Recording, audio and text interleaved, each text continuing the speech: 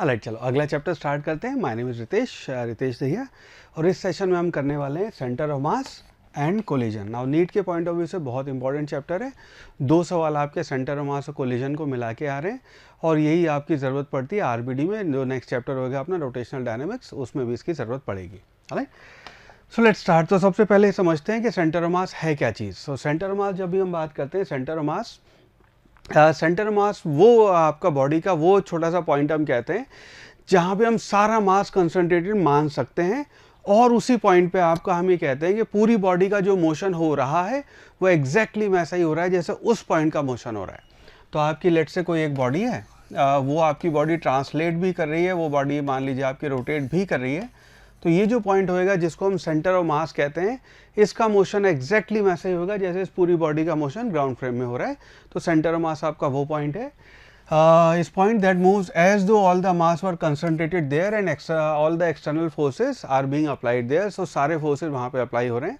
एक और चीज़ centre of मास के बारे में बहुत अच्छी है, वो ये है कि आप जब ये कहते हैं कि सारा फोर्स सेंटर ऑफ मास पे अप्लाई हो रहा है, उस केस में मोशन आपका सिर्फ और सिर्फ ट्रांसलेशनल होएगा, मोशन का रोटेशनल कंपोनेंट नहीं होएगा। ऑलराइट, पोजीशन वेक्टर अगर आपका n पार्टिकल सिस्टम है तो ये मान लीजिए आपका एक मास m1 है, मास m2 है, m3 है, ये आपका r1 वेक्टर है, ये आपका r2 वेक्टर है।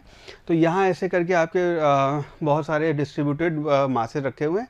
उनका सेंटर मास अगर m1 m2 m3 mn masses हैं जिनकी position r1 r2 r3 rn है, तो उनका सेंटर मास निकालने के लिए हम ये यूज़ करते हैं centre mass will be equal to m1 r1 plus m2 r2 plus m3 r3, और उसको डिवाइड कर देंगे हम m1 plus m2 plus m3, और जितने भी मास हैं टोटल मास से हम डिवाइड कर देंगे। This is also called weighted average. ठीक है, सो ऐसे हम सेंटर मास निकालते हैं एक आपके डिस्ट्रीब्यूटेड सिस्टम का। नाउ इंपॉर्टेंट पॉइंट इसके बाद इसके बारे में ये है कि सेंटर ऑफ मास जो है वो आपका is independent of coordinate system chosen. Position of centre of mass depends upon the shape and distribution of mass. तो आपका बॉडी का जो शेप है उस पर डिपेंड करता है, और सेंटर ऑफ मास आपका इस बात पे डिपेंड करता है मास कैसे डिस्ट्रीब्यूटेड है। Centre of mass can lie within the body और it may be outside of it because of mass distribution. तो जैसे फॉर एग्जांपल अगर मान लीजिए आपकी यूनिफॉर्म रॉड है तो उसका सेंटर ऑफ मास उसके सेंटर में आएगा। ठीक है, अगर आपकी हाफ रिंग, अभी इसको पढ़ेंगे हम, तो हाफ रिंग की अगर हम बात करेंगे तो उसका सेंटर मास यहाँ कहीं पे आएगा, जो कि एक्चुअली देखेंगे तो बॉडी का, या अगर आपकी रिंग है तो उसके ठीक सेंटर पे आएगा। तो बॉडी का जो एक्चुअल मास डिस्ट्रीब्यूशन है उसके बाहर ये पॉइंट लाई कर सकते हैं। अगेन ये डिपेंड करेगा मास कैसे डिस्ट्रीब्यूटेड है। इन सिमेट्रिकल बॉडीज, ये बड़ा इंपॉर्टेंट पार्ट है।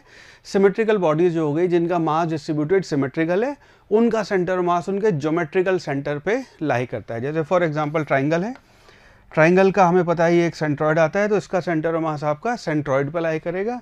जो ये आपकी रिंग है उसका सेंटर ऑफ मास आपके सेंटर पे लाई करेगा। ठीक है, मूविंग फॉरवर्ड, अभी कहते हैं पोजीशन वेक्टर, अगर आपको देखना हो दो मास सिस्टम अगर हैं, दो पार्टिकल्स आपके हैं, तो उनका सेंटर ऑफ मास निकालने के लिए this is what we use कि centre of mass r will be equal to m1 r1 plus m2 r2 divide by total mass m1 plus m2। ऐसे करके आप दो पार्टिकल सिस्टम का सेंटर ऑफ मास पता कर सकते हैं। सो ये आपका मास m1 और ये मास आपका m2, दोनों के बीच की दूरी r है। तो ये जो आपका सेंटर ऑफ मास की लोकेशन आएगी, ये आपकी इस तरह करके m1 r1 plus m2 r2 divide by m1 plus m2 करके वैल्यू आ जाएगी। एक जो चीज़ यहाँ इंपॉर्टेंट है अपने को जो समझ में आनी चाहिए वो ये है कि सेंटर ऑफ मास जो है वो हमेशा पार्टिकल्स के लाइन ज्वाइनिंग के बीच में होएगा। तो जो भी आपके दो पार्टिकल सिस्टम है, अर्थ है और मून है, उनका अगर सेंटर ऑफ मास निकालेंगे तो लाइन ज्वाइनिंग में ही आएगा, वो इधर उधर नहीं आएगा वो। ठीक है, centre of mass divide the separation in inverse mass ratio. इसका मतलब ये है कि अगर आप इस पोजीशन को देखेंगे, मान लीजिए यहाँ से r1 है और यहाँ से r2 पोजीशन है आपके सेंटर ऑफ मास की, m1 से r1 m2 से r2, तो हम ये कहते हैं कि आपका r1 divided by r2, so this will be equal to m2 divided by m1। तो ये आपका इनवर्स मास रेशियो में इसको डिवाइड करता है। अगर हम इसको इधर मल्टीप्लाई कर दें, cross multiply, so we can say m1 r1 will be equal to m2 r2। ये आपका रिलेशन आ जाएगा। नाउ ये रिलेशन बड़ा इंपॉर्टेंट रिलेशन है। इसी को थोड़ी देर बाद जब हम कंजर्वेशन ऑफ मोमेंटम की बात करेंगे, इसी को पकड़ के मान लीजिए हमने डिफरेंशिएट कर दिया, तो डिफरेंशिएट जब आप इसको करेंगे ये आपका बन जाएगा m1 v1 is equal to m2 v2। तो यही पार्टिकल अगर आपका सेंटर मास, एक्सटर्नल फोर्स नहीं लग रहा है, सेंटर मास अपनी जगह पे ही है, तो ये पार्टिकल v1 से जा रहा है, मान लो इधर या इधर जहाँ भी है, ये वाला v2 से जा रहा है, m1v1 will be equal to m2v2, similarly m1a1 is equal to m2a2 आ जाएगा। ठीक है, तो बड़ा ही इंपॉर्टेंट रिलेशन है ये। एक और चीज़ ध्यान रखनी है, सेंटर मास हमेशा आपके हैवियर बॉडी के पास होएगा। तो जो भी आपकी अर्थ और मून का अगर हम बात करें तो अर्थ का ये साइज, मून का ये साइज, तो सेंटर मास जो है वो हमेशा हैवियर बॉडी के पास आएगा। राइट, मूविंग फॉरवर्ड, आगे बढ़ते हैं। इस पर हम कहते हैं सेंटर मास अगर आपको निकालना हो, आपको ये दिया हो कि कंटिन्यूस मास डिस्ट्रीब्यूशन है, उसमें अगर आपको सेंटर मास अगर आइडेंटिफाई करना हो कि कहाँ होएगा, कई बार इसमें इंटीग्रेट करने की ज़रूरत पड़ जाती है। तो हम तो स्टैंडर्ड जितने भी ऑब्जेक्ट्स हैं नीट के एग्जाम के लिए उसको ध्यान रखेंगे, बट यूजुअली क्लासरूम में हम इसको एज ए प्रैक्टिस करवाते हैं कि सेंटर मास आपको निकालना आना चाहिए, जस्ट इन केस ऐसा कोई सवाल आ जाए। तो ये 4 स्टेप्स हैं, जो 4 स्टेप्स आपको फॉलो करने हैं। इनको फॉलो करके किसी भी कंटिन्यूस मास डिस्ट्रीब्यूशन का सेंटर मास आपका आ जाएगा। सबसे पहला स्टेप है, हम ये आइडेंटिफाई करेंगे लैम्डा सिग्मा या रो। इसका मतलब ये है कि आप ये आइडेंटिफाई करेंगे कि in how many dimensions mass is distributed, तो मास आपका कितने डायमेंशन में डिस्ट्रीब्यूटेड है।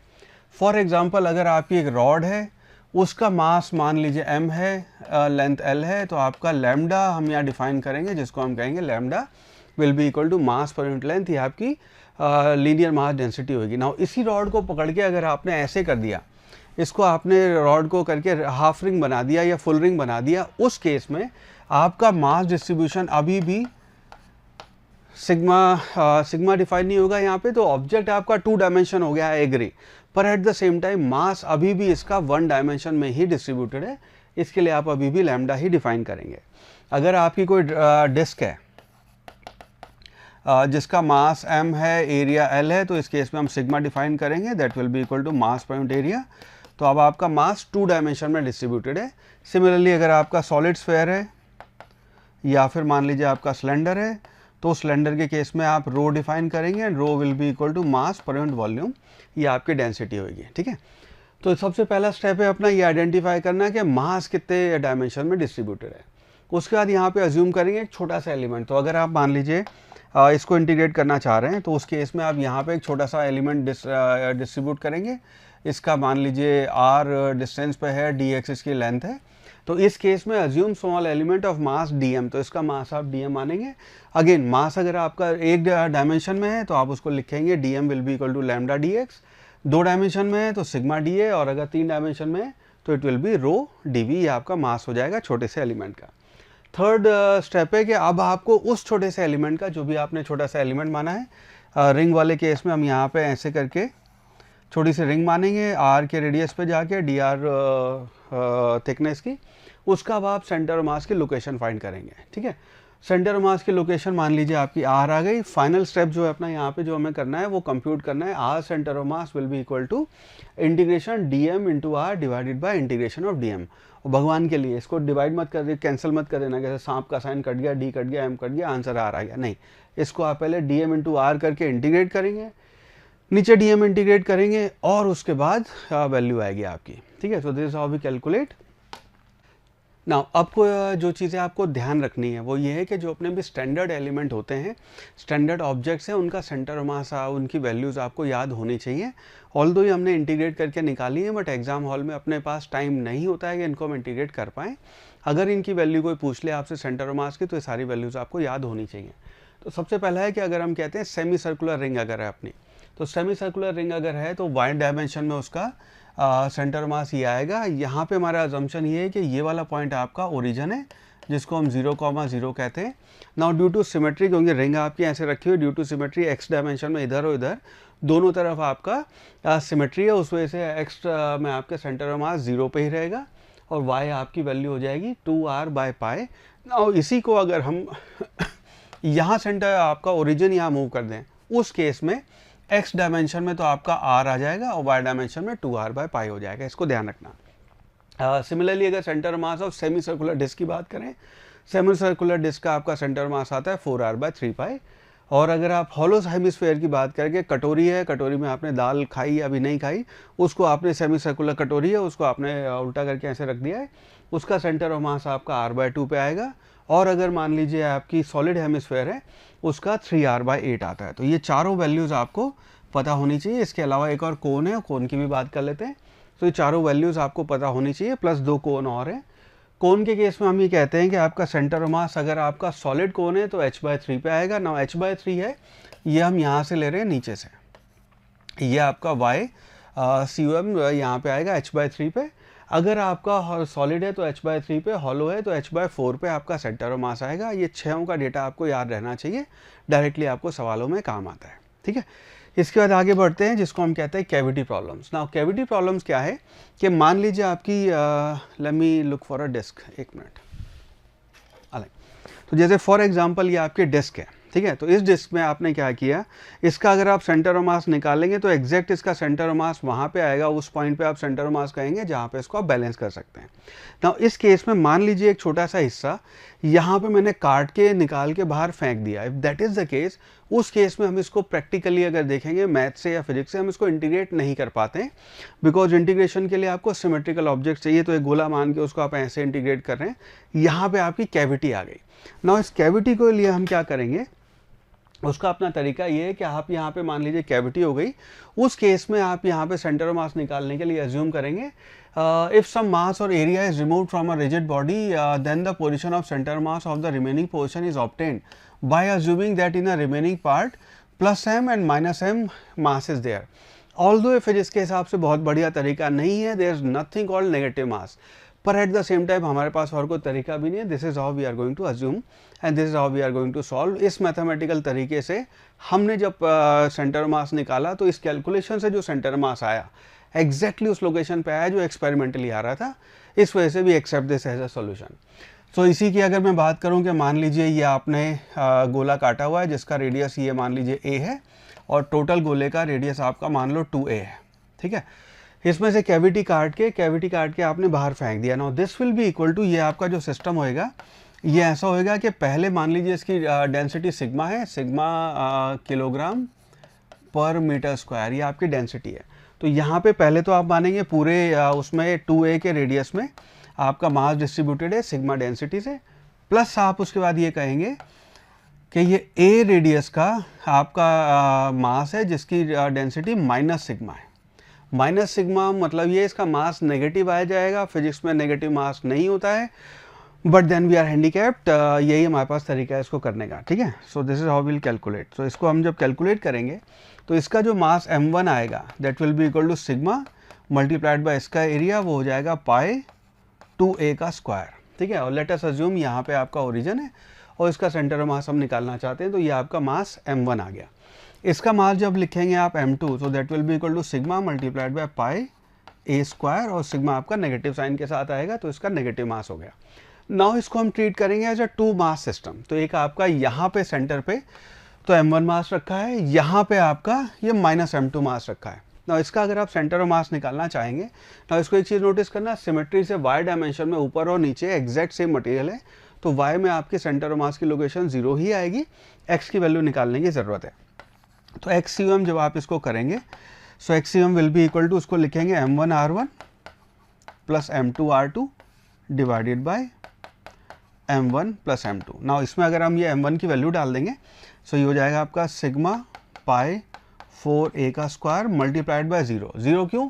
बिकॉज इसकी लोकेशन आपने ओरिजिन मानी है, ये आपका ओरिजिन है, इस वाले केस में ये आपका ओरिजिन है ना। तो ये इसकी लोकेशन आएगी। तो इसको आगे लिखेंगे प्लस m2 का मतलब हो गया आपका minus sigma multiplied by pi a square multiplied by, अब इसकी अगर लोकेशन देखेंगे तो लोकेशन आपकी a आ गई, हालांकि divided by m1 plus m2, तो m1 हो गया आपका sigma pi 4a square minus sigma pi a square. ये आपके m1 m2 सेंटर मास की हमने यहाँ पे इक्वेशन लिख दी। ना इसको जब हम कैलकुलेट करेंगे तो इसकी वैल्यू आ जाएगी अपनी, ये वाला पहला पोर्शन तो 0 हो जाएगा बिकॉज ये 0 से मल्टीप्लाई हो रहा है।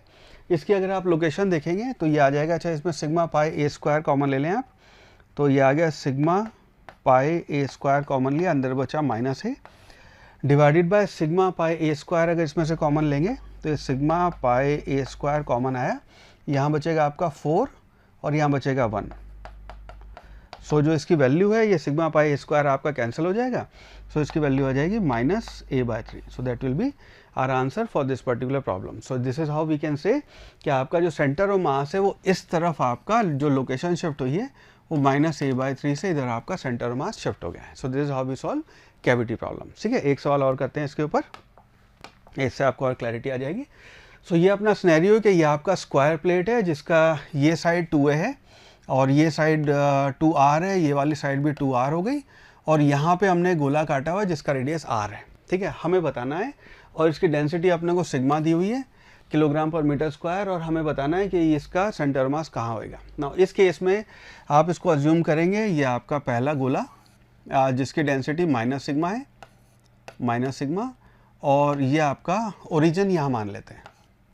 सो लेट्स से ये आपका ओरिजिन 0,0 है तो ये आपका यहाँ पे ओरिजिन आ जाएगा प्लस उसके बाद आपकी स्क्वायर प्लेट आएगी जिसकी साइड आपकी 4r इधर है और 4r ये साइड है और इसकी लोकेशन अगर ये आपका ओरिजिन है ये वाला तो यहाँ से क्योंकि साइड इसकी 2r है तो ये आपका r और ये r तो ये आपका ओरिजिन की लोकेशन हो जाएगी। तो इस केस में m1 लिखेंगे।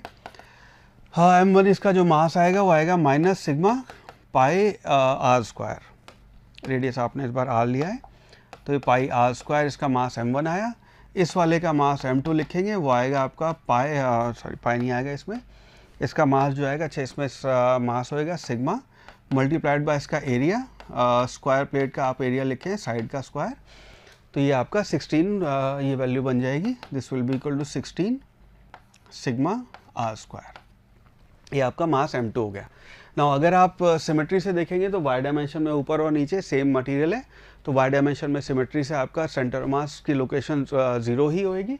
x डायमेंशन में अपने को बताना है तो इसमें आएगा XUM will be equal to, मैं फॉर्मूला फिर लिख देता हूँ आपके लिए, m1r1 या m1x1 plus m2x2 divided by m1 plus m2। ना यहाँ पे m1 की वैल्यू रखेंगे तो m1 आएगा आपका माइनस ये वाली value minus sigma pi r square, align multiplied by इसकी अगर लोकेशन देखेंगे तो ये क्योंकि ओरिजिन है तो ये आपकी लोकेशन माइनस r आई प्लस इसकी देखेंगे लोकेशन तो ये अगर आपका ओरिजिन है तो इसी जगह पे आपका, ये अगर आपका ओरिजिन है तो इसी जगह पे आपका इसका सेंटर मास अज्यूम कर सकते हैं तो ये वैल्यू एनीवे 0 आ जाएगी। Divided by m1 plus m2 लिखना है तो m1 प्लस m2 ये आपका बनेगा m1 यह है आपका minus sigma pi r square plus 16 sigma r square. ना इसमें से सिग्मा r स्क्वायर अगर आप कॉमन ले लेंगे तो ये बचा आपका सिग्मा r स्क्वायर आपने कॉमन लिया, यहाँ पे माइनस माइनस मल्टीप्लाई करके आपका प्लस हो जाएगा तो ये बचा आपका पाई r डिवाइडेड बाय सिग्मा और r स्क्वायर आपने कॉमन लिया है, अंदर बचेगा 16 माइनस पाई, तो आपका ये सिग्मा r स्क्वायर कैंसिल हो जाएगा। फाइनल आंसर इसका अपना आ गया pi r divided by 16 minus pi. So ये आपका फाइनल लोकेशन आ गई x डायमेंशन में सेंटर ऑफ मास की, तो ये आपका सेंटर ऑफ मास होएगा। ऑलराइट, सो ये सवाल देखने में मुश्किल लगते हैं बट इसको ठंड रख के करेंगे तो बहुत आसान सवाल होते हैं। सिर्फ इसमें ज्योमेट्री का और सिमेट्री का ध्यान रखना होगा आपको। ऑलराइट, चलो आगे बढ़ते हैं ना। मोशन ऑफ सेंटर ऑफ मास, तो हम ये कहते हैं कि सेंटर ऑफ मास का मोशन जो है, अगर आपके मान लीजिए n नंबर ऑफ पार्टिकल हैं जिनको हम कह रहे हैं m1 m2 m3 m4, जिनकी velocity v1 v2 v3 v4 इस तरह से आपकी वेलोसिटी है, a1 a2 a3 a4 उनके एक्सेलेरेशन है, उस केस में जो आपका वेलोसिटी ऑफ सेंटर ऑफ मास है उसको हम लिखेंगे sigma mi vi divide by mi। इसका मतलब ये है कि vcum जो है उसको आप लिखते हैं m1 v1 plus m2 v2 and so on and so fourth divided by m1 plus m2, ये आपकी वेलोसिटी हो जाएगी सेंटर ऑफ मास की। सिमिलरली एक्सेलेरेशन के लिए आप m1 a1 plus m2 a2 plus m3 a3 divide by total मास, ये आपकी एक्सेलेरेशन की वैल्यू आ जाएगी सेंटर ऑफ मास के एक्सेलेरेशन की। Alright, so this is how we calculate कि आपकी पूरी बॉडी अगर मूव कर रही है जिसमें या बॉडीज के बहुत सारे पार्टिकल है वो एक साथ अगर मूव कर रहे हैं, उनका सेंटर ऑफ मास का मोशन कैसे हो रहा है, this is how we can find out. ना इसी के ऊपर एक सवाल है, क्वेश्चन सेज, ये आपको एटवुड मशीन याद होगी, हमने एनएलएम में पढ़ी थी, पुली ब्लॉक सिस्टम। वहाँ पे हमने कहा था कि अगर आपका m1 m2 दो मास लटके हुए उनका एक्सेलेरेशन हमने निकाला था। अब यहाँ पे आपका सवाल है कि two particles having mass in the ratio n:1, इनका मास का रेशो n:1 दे रखा है, are interconnected by light inextensible string और they passes over a smooth pulley. If the system is release then acceleration of the centre of mass of the system क्या होगा, हमें बताना है, और ये अपने 4 ऑप्शन है। ना ये बात अपने को पता है कि जब हमने इसका एक्सेलेरेशन लिखा था, अगर मान लीजिए मास m1 है, मास m2 है और हम कह रहे हैं कि m1 आपका ज़्यादा है m2 से, तो उस केस में एक्सेलेरेशन जो हमने लिखा था उसको लिखा था m1 minus m2 divided by m1 plus m2 into g। और टेंशन की वैल्यू मैं आपको फॉर्मूला बस रिवाइज करवा रहा हूँ, ये हो गया m1 m2 twice m1 m2 divided by m1 plus m2 जी आपकी टेंशन की वैल्यू आई थी। नाउ इस केस में हमें ये एक्सेलरेशन नहीं बताना है, हमें बताना है सेंटर ऑफ मास का एक्सेलरेशन क्या होगा। सेंटर ऑफ मास के एक्सेलरेशन के लिए हम यहाँ क्या करेंगे, इस केस में क्योंकि ब्लॉक आपका नीचे जा रहा है माइनस ए एक्सेलरेशन से, ये वाला ब्लॉक आपका ऊपर जा रहा है प्लस ए एक्सेलरेशन से, हमें इन दोनों के ब्लॉक का एक्सेलरेशन पता है, हमें सेंटर ऑफ मास का एक्सेलरेशन निकालना है। ना उसके लिए आप लिखेंगे acceleration of centre of mass will be equal to m1a1 plus m2a2 divided by m1 plus m2, ये आपका एक्सेलरेशन आएगा सेंटर ऑफ मास का।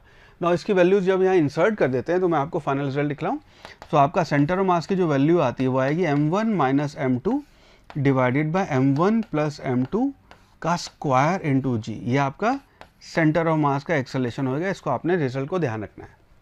अब इस सवाल में अगर हम यहाँ पे जो डेटा दिया हुआ है उस सवाल का डेटा अगर हम यहाँ फिट इन कर दें तो हमें डेटा दिया हुआ है कि m1 जो है वो n टाइम्स m2 है, इसका मास अगर m2 है, इसका n टाइम्स m2 है, उसको अगर यहाँ फिट कर दें तो अपना रिजल्ट आ जाएगा। ACM will be equal to आप लिखोगे nm minus m divided by nm plus m।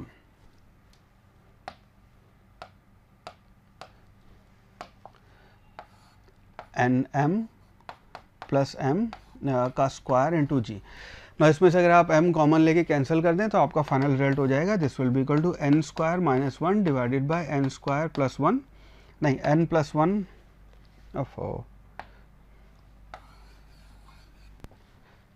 Right, ये फाइनल रिजल्ट हो जाएगा n plus 1 divided by n minus 1 का whole square into g. That means आपका option number C would be the right answer. ठीक है, so this is how you can calculate. ये result आपने ध्यान रखना है। ठीक है, बाकी तो ये सवाल था बट ये रिजल्ट है जो आपको ध्यान रखना है। ठीक है, और मैंने आपके लिए काइंड ऑफ बता भी दिया रिजल्ट आएगा कैसे। चलो आगे बढ़ते हैं। अब हम यहाँ पे कहते हैं कि फॉर एन आइसोलेटेड सिस्टम, अगर मान लीजिए आपका आइसोलेटेड सिस्टम है जिसके ऊपर दुनिया से उस सिस्टम का कोई लेना देना नहीं, अगर हम ऐसा कहते हैं, और उसके ऊपर नेट फोर्स जीरो है, तो नेट फोर्स जीरो होने का सेकेंड लॉ से हमने पढ़ा था कि आपका फोर्स जो है उसको आप लिखते हैं dp बाई dt, और dp को अगर हम लिख दें m multiplied bye d centre of मास का आप डिफ्रेंशिएशन करें टाइम के साथ, तो अगर एक्सटर्नल फोर्स जीरो है इसका मतलब ये हुआ कि आपका VCOM कांस्टेंट है। तो अगर आपके सिस्टम के ऊपर एक्सटर्नल फोर्स नहीं लग रहा है इसका मतलब आपके सेंटर ऑफ मास की वेलोसिटी जो है वो फिक्स रहेगी। इसका मतलब ये है कि अगर सेंटर ऑफ मास रेस्ट पे था इस सिनेरियो में तो रेस्ट पे ही रहेगा, और अगर सेंटर ऑफ मास आपका यूनिफॉर्म वेलोसिटी से मूव कर रहा है तो it will keep on moving with the same uniform velocity. और अगर एक चीज़ ध्यान रखना, ये अगर आपका 2 डायमेंशन में मोशन हो रहा है मान लीजिए, तो x डायमेंशन में अगर जैसे प्रोजेक्टाइल मोशन है तो इस तरह के सवाल आते हैं, प्रोजेक्टाइल मोशन है और किसी एक पॉइंट पे आपका प्रोजेक्टाइल फट गया, तो उस केस में y डायरेक्शन में तो एक्सटर्नल फोर्स है लेकिन x डायरेक्शन में कोई एक्सटर्नल फोर्स नहीं है, तो आप उसका मोमेंटम कंजर्व कर सकते हैं x डायमेंशन में। हम कहेंगे x डायमेंशन में जो यूनिफॉर्म वेलोसिटी पहले थी वही आपकी यूनिफॉर्म वेलोसिटी रहेगी, बिकॉज x डायरेक्शन में कोई आपका एक्सटर्नल फोर्स नहीं है। और इसी चीज़ को हम ये भी कहते हैं कि आपका मोमेंटम यहाँ पे कंजर्व रहेगा अगर आपका एक्सटर्नल फोर्स नहीं है तो। नाउ कंजर्वेशन ऑफ मोमेंटम की जब हम बात करते हैं तो उसका सबसे पॉपुलर एग्जांपल है अपना रिकॉइलिंग ऑफ अ गन।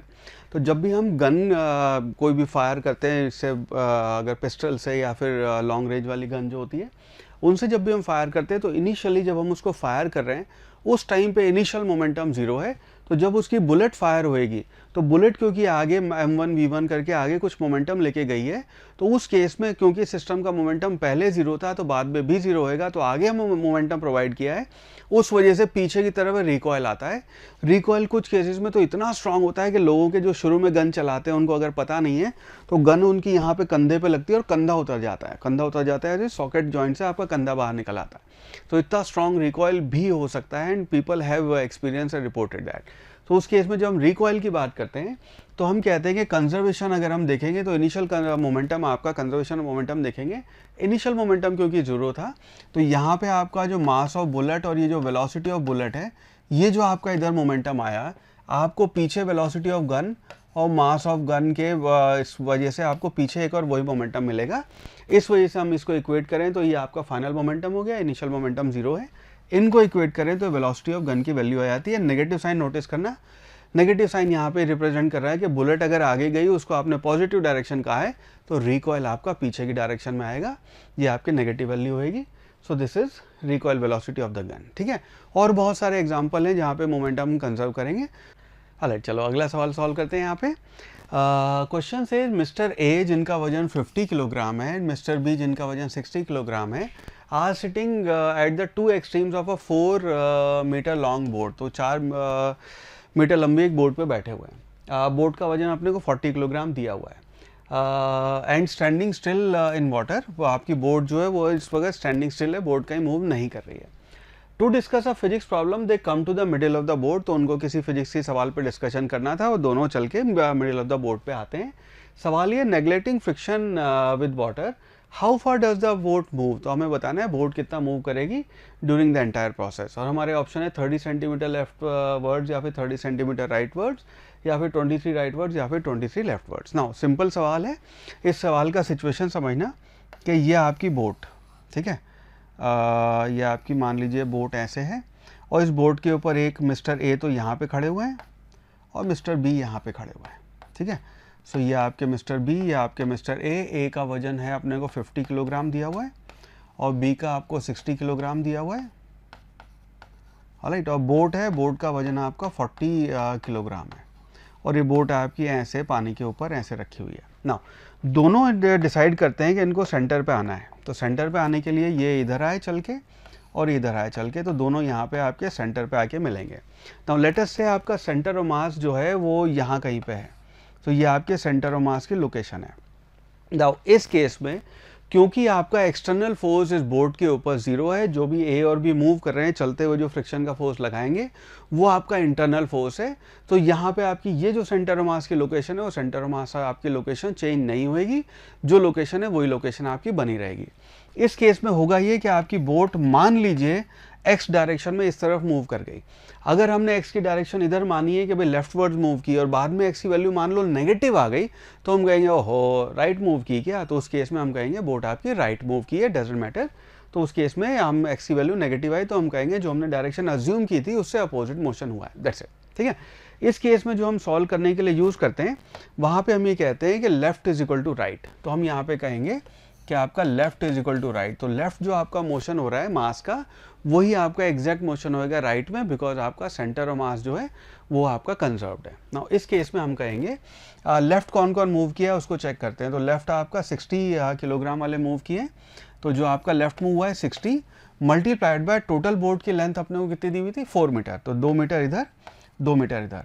तो ये जो मूव किए ये आपके मूव किए 2 + x, बिकॉज यहाँ से अगर बोट अपनी जगह फिक्स्ड होती तो ये 2 मीटर मूव करते, 2 मीटर मूव करते, लेकिन बोट x मूव कर गई। तो अब आप ग्राउंड फ्रेम से जब इसको देख रहे हैं तो ग्राउंड फ्रेम से ये 2 मूव किए प्लस आपकी बोट x मूव कर गई, तो इनका टोटल मोशन 2 + x हुआ है। प्लस लेफ्ट आपकी हमने जो अज्यूम किया जो वजह से आपकी बोट मूव की है, तो इसको आप लिख देंगे 40 multiplied by x। Now this will be equal to right का मोशन, राइट का मोशन a का हुआ है, उसको आप लिखेंगे a का वजन 50 मल्टीप्लाइड बाय जो मोशन हुआ है that will be equal to 2 - x। Because ground के फ्रेम में देखेंगे तो वैसे तो इसको लगा कि 2 मीटर मूव किया, लेकिन बोट आपकी 2 इधर मूव कर गई, तो 2 - x ही आपकी वैल्यू हो जाएगी। ना इसको अगर सॉल्व करना है हमने, इस केस में अगर हम यहाँ पे ये करें कि हम 0 कैंसिल कर दें यहाँ पे और इसको ब्रैकेट्स ओपन कर दें, तो आपका लेफ्ट हैंड साइड हो जाएगी 12 प्लस ये बनेगा आपका 6x, ये आपका प्लस बना 4x will be equal to, इसको एक्सपेंड करेंगे ये आपका बनेगा 10 - 5x। नाउ x वाली टर्म एक साथ ले आए, बाकी सब उधर ले जाएं, तो 4 + 6 10 और ये 5 15x will be equal to 2। यानी कि ये आपका 2 क्यों आया है, ये आपका 10 - 12 हुआ इसलिए 2 आया। x will be equal to 2/15 metre और ये माइनस साइन आएगा यहाँ पे, ठीक है, यहाँ माइनस साइन आएगा बिकॉज ये 10 - 12 होगा तो माइनस आएगा। ठीक है, तो आपकी इसकी वैल्यू अप्रॉक्सीमेटली से जब हम कैलकुलेट करते हैं तो -13.33 सेंटीमीटर इसकी वैल्यू हो जाएगी, बिकॉज ये 2/15 है, तो इतनी आपकी मोशन हुआ है। नाउ x हमने माना था लेफ्ट वर्ड, तो लेफ्ट वर्ड हमने माना था, बट एक्चुअली बोट आपकी x की वैल्यू क्योंकि नेगेटिव आई तो बोट आपकी लेफ्ट वर्ड ना जाके राइट वर्ड जा रही है, hence option C rightward, this will be the right answer. ठीक है, आई होप ये सोल्यूशन आपको समझ में आया। इसको एक बार फिर आप प्रैक्टिस करेंगे खुद, तो ये सोल्यूशन इस तरह के सवाल आपसे होने लगेंगे। Alright, next question. Question says The principle of conservation of linear momentum can be strictly applied during a collision between two particles provided time of the impact is, आपके ऑप्शन है extremely small, moderately small, extremely large या फिर depends on particle case और depends on a particular case. Now इसका right answer होएगा आपका extremely small. हम इस केस में ये कहते हैं कि दो पार्टिकल के बीच में जब भी आपका कोलिजन हो रहा है, उसके कोलिजन में हम आपका मोमेंटम तब कंजर्व करते हैं जब उनके बीच का कोलिजन आपका फटाफट हुआ हो, एक्सट्रीमली स्मॉल टाइम लगा हो, उस केस में आप मोमेंटम यहाँ पे कंजर्व करते हैं। ठीक है, so that will be our final answer. Alright, चलो अगला सवाल देखते हैं।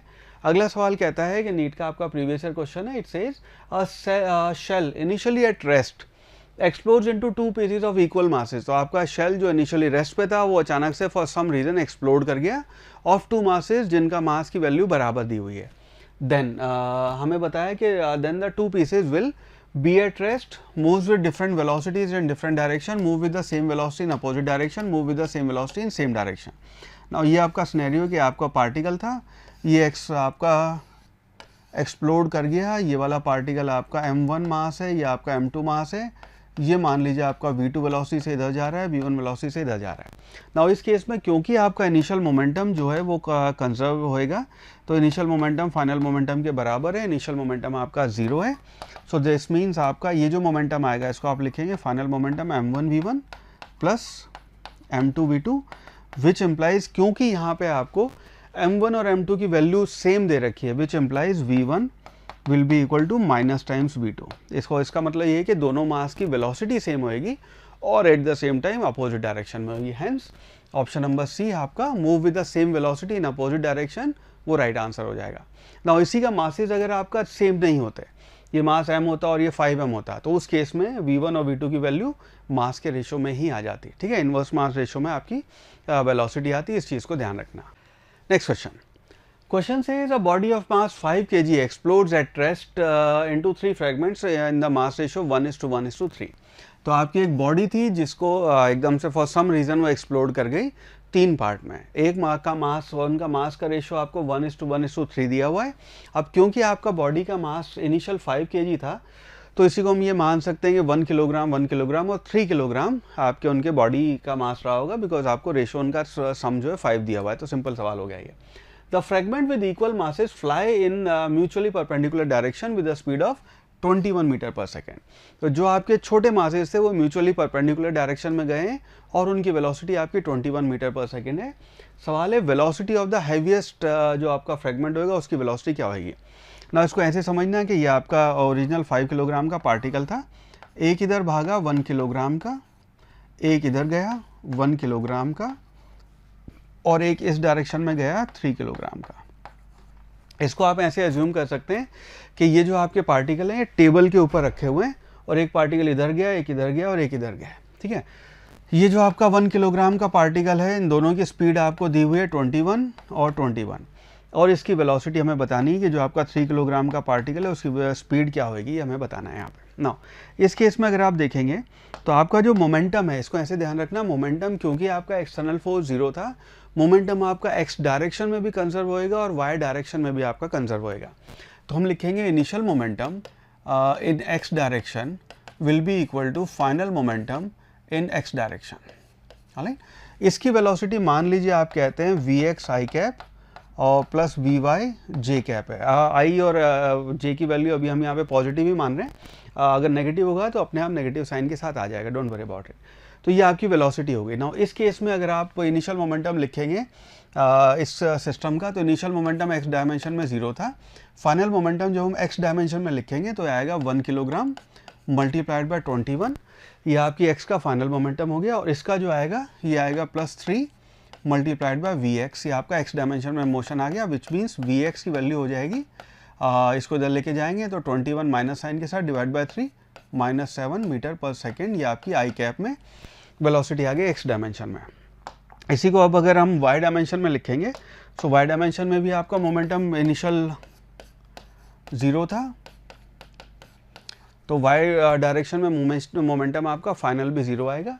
तो इसको आप लिखेंगे initial 0 will be equal to ये 1 मल्टीप्लाइड बाय 21 आपका ये जे कैप वाली बात कर रहे हैं, प्लस आप यहाँ लिखेंगे 3 मल्टीप्लाइड बाय वी एक्स, तो विच एम्प्लाइज वी वाई लिखेंगे इसको which means V Y will be equal to -7 metre पर सेकेंड। ये आपकी जे कैप में वेलोसिटी आ गई। क्योंकि हमने यहाँ पे एक्स और वाई में वी एक्स और वी वाई में आपके साइन नहीं दिए थे, तो अपने यहाँ पे नेगेटिव साइन के साथ आ गए, तो ये आपकी वैल्यूज़ आ जाएंगी। विच मीन्स आपकी फाइनल वेलोसिटी वेक्टर फॉर्म में आई -7 आई कैप -7 जे कैप। तो अगर तो हमसे सवाल पूछा जाता है कि उसकी वेलोसिटी बताओ, अगर हमसे वेक्टर फॉर्म में पूछते तो ये अपना आंसर है।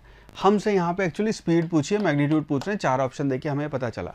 तो उस वजह से हम वेलोसिटी का मैग्नीट्यूड जो है उसको लिखेंगे, this will be equal to 7 square plus 7 square इसका होल अंडर रूट। सो इसकी वैल्यू आएगी 7√2, यानी कि 7 मल्टीप्लाइड बाय 1.414। इसको जब आप सॉल्व करेंगे तो इसकी वैल्यू और क्लोजेस्ट वैल्यू 9.89 ये आ जाएगी। So that means the option D 9.89 that would be the right answer. Next question AIIMS के एग्जाम का सवाल है। Question says gun fires a bullet of mass 50 gram with a velocity of 30 metre पर second. ये आपकी वेलोसिटी है, उसका bullet का मास आपको 50 ग्राम दिया हुआ है। Because of this gun is pushed back with a velocity of 1 metre पर सेकेंड, और आपकी गन को 1 मीटर पर सेकेंड पीछे पुश बैक मिला है। सवाल हमसे पूछा गया कि मास ऑफ द गन क्या होएगा, और 4 ऑप्शन दे रखे हैं, 15 kg, 1.5 या 30 kg या 20 kg। Now this is our scenario कि मान लीजिए आपकी गन है और इस गन से आपने एक बुलेट को फायर किया है।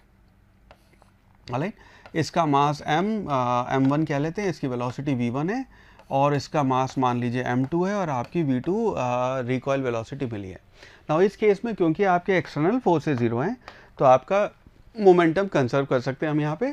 तो initial momentum will be equal to final momentum. Now initial momentum देखेंगे, गन का और बुलेट का आपका 0 है, तो इसको 0 + 0 लिख लेते हैं। फाइनल मोमेंटम जो आएगा उसको आप लिखेंगे m1 v1 plus m2 v2। इसका मतलब है हमें यहाँ पे m2 की जो वैल्यू बतानी है, तो m2 की जो आपकी वैल्यू है वो आ जाएगी -m1 v1 divided by v2, ये आपकी वैल्यू हो जाएगी। नाउ डेटा रख के अपना आंसर आ जाएगा। सो डेटा जो अपने को दिया हुआ है m1 है वो कितना है 50 ग्राम। सो ये आ जाएगा 50 multiplied by 10⁻³ multiplied by velocity जो है इसकी वो 30 दी हुई है। सो 30 डिवाइडेड बाय जो आपकी वेलोसिटी, अच्छा है माइनस साइन रहेगा, वेलोसिटी क्योंकि पीछे वाली डायरेक्शन में, इसको वेलोसिटी को -1 लिखेंगे। सो इसको जब हम सॉल्व करेंगे, सो ये आ जाएगा 50 मल्टीप्लाइड बाय 30, यानी कि बना 1500, और ये अच्छा 10⁻³ रहेगा। 15 ये बन जाएगा आपका 1500, इसको -3 से मल्टीप्लाई करेंगे तो ये आपका 1.3, इसकी वैल्यू 1.5 किलोग्राम ये आ जाएगी। So that means option C 1.5 kilogram ये आपका राइट आंसर हो जाए। नाउ नेक्स्ट क्वेश्चन आपका ये नीट में और मेंस के एग्जाम में दोनों में पूछा हुआ है। क्वेश्चन सेज U38 आपका यूरेनियम है, 238 न्यूक्लियस, ये आपका डीके हो गया by emitting an alpha particle with the speed of v। तो आपका v वेलोसिटी से अल्फा पार्टिकल आगे की तरफ गया है। Recoil speed of residual nucleus क्या होगी मीटर पर सेकंड में, ये अपने को बताना है। नाउ सिनेरियो ये है कि ये आपका एक मास ऐसे रखा हुआ है जिसका मास 238 है, आपका न्यूक्लियस है। ये आपका ब्रेक हो गया 2 पार्टिकल्स में, तो एक पार्टिकल है जिसका मास हुआ 234, और यहाँ पे अल्फा पार्टिकल है, ये बात हमें पता है, अल्फा पार्टिकल जो है वो आगे की तरफ भागा है, उसका मास होता है आपका 4, ठीक है।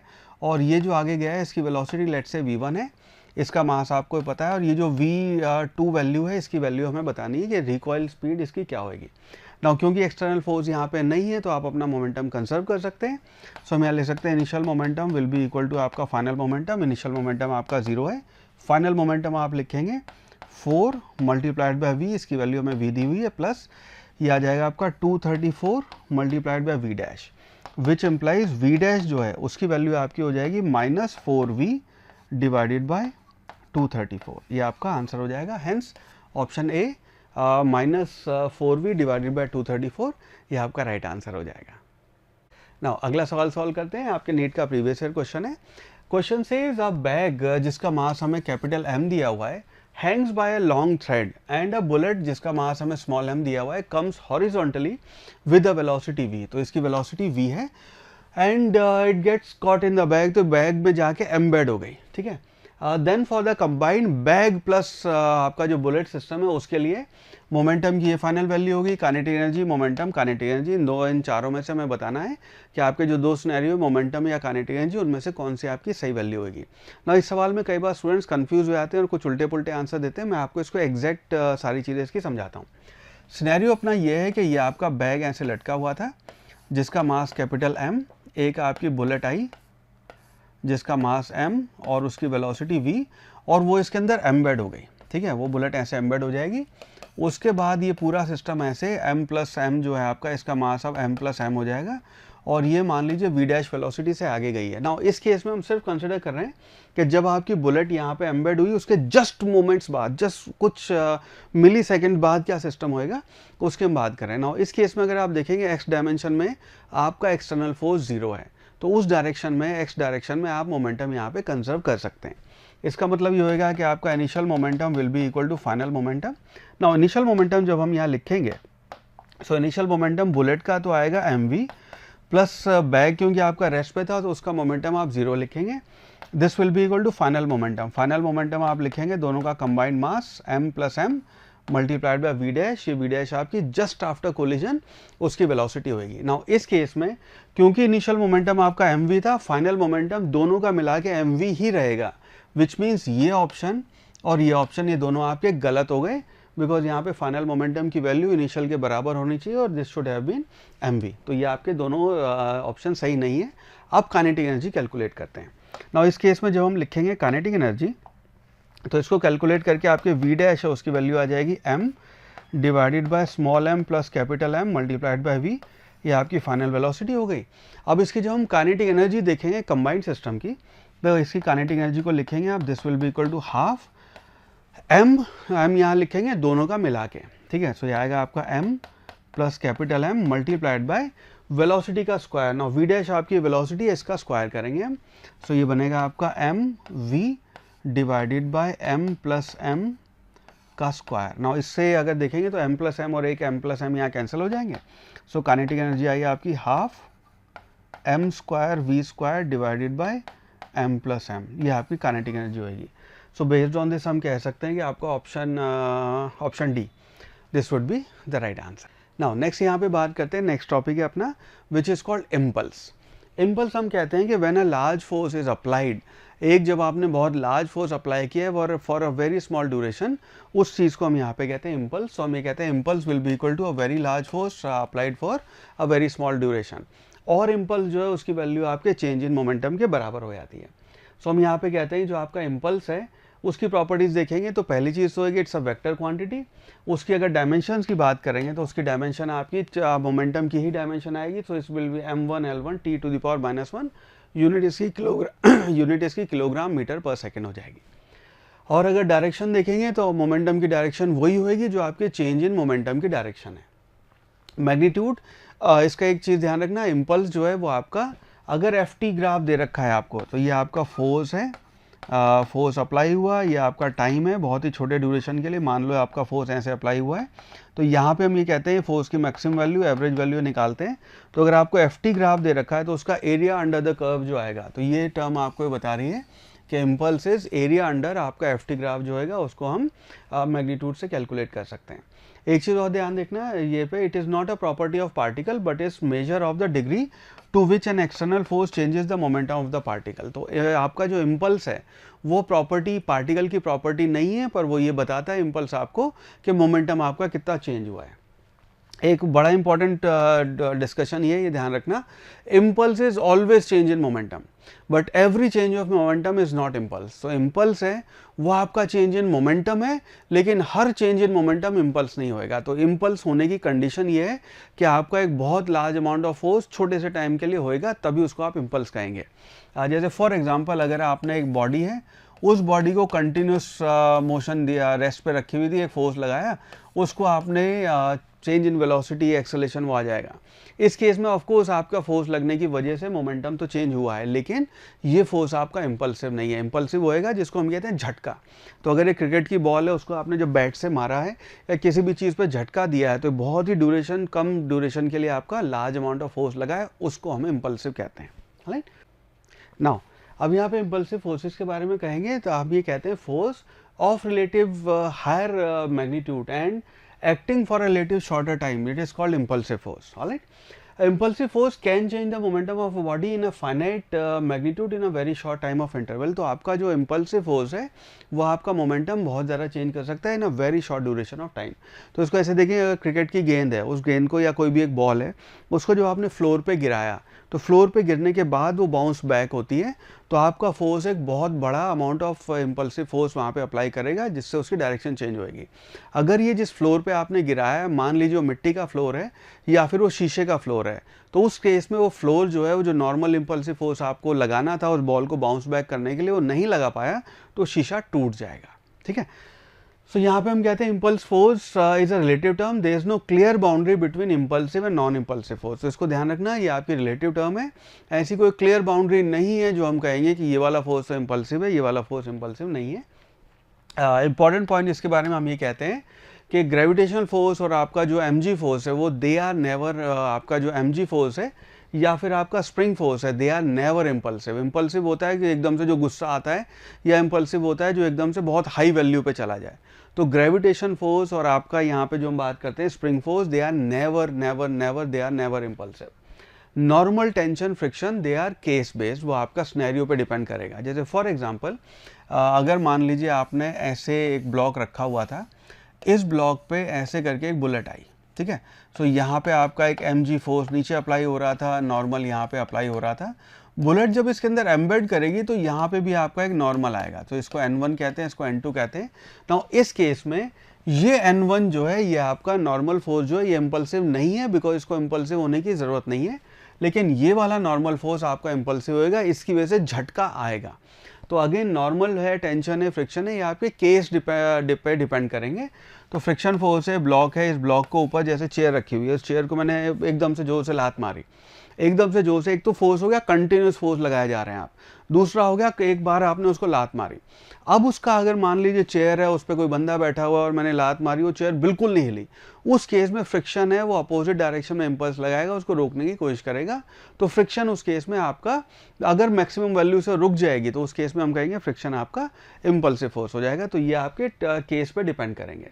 Impulsive force can only be balance by another impulsive force. तो अगर आप एक इम्पल्सिव फोर्स लगा रहे हैं, उसको बैलेंस करने के लिए दूसरा इम्पल्सिव फोर्स ही लगेगा। तो इस केस में n2 की इम्पल्स जो होगी, जिसको आप लिखेंगे n2 dt, वो दोनों डायरेक्शन में, एक इस डायरेक्शन में आएगी और एक इस डायरेक्शन में आएगी। तो आपका इम्पल्सिव फोर्स को बैलेंस करने के लिए दूसरी इम्पल्सिव फोर्स की ही चीज़ से आप उसको बैलेंस कर सकते हैं ना। उसके बाद आप इसके ऊपर कुछ सवाल सॉल्व करते हैं। आई होप ये चीज़ आपको समझ में आई। Question says if two balls each of mass 0.6 kg moving in opposite direction with speed 4 meter पर सेकेंड, अपोजिट डायरेक्शन में जा रही थी 4 मीटर पर सेकेंड से, they collide and rebound with the same speed. तो दोनों के बीच कोलिजन हुआ और रीबाउंड हुआ सेम स्पीड से। सो हमें बताना है impulse imparted to each ball due to other is, वो आपको बताना है इम्पल्स क्या होएगा। नाउ इस केस में बात पता है अपने को, two ball each of mass इतने moving in opposite direction with speed, तो यहाँ पे जो आपका इम्पल्स आएगा, impulse will be equal to, उसको हम लिखेंगे जो आपका चेंज इन मोमेंटम होगा उसके बराबर। नाउ इस केस में जो चेंज इन मोमेंटम है उसको आप लिखेंगे 2mv। तो इस केस में जो दोनों का मास, इससे आपकी चेंज इन मोमेंटम से आपका इम्पल्स आ जाएगा। तो इस केस में आपका जो चेंज इन मोमेंटम होगा 2mv के बराबर होएगा।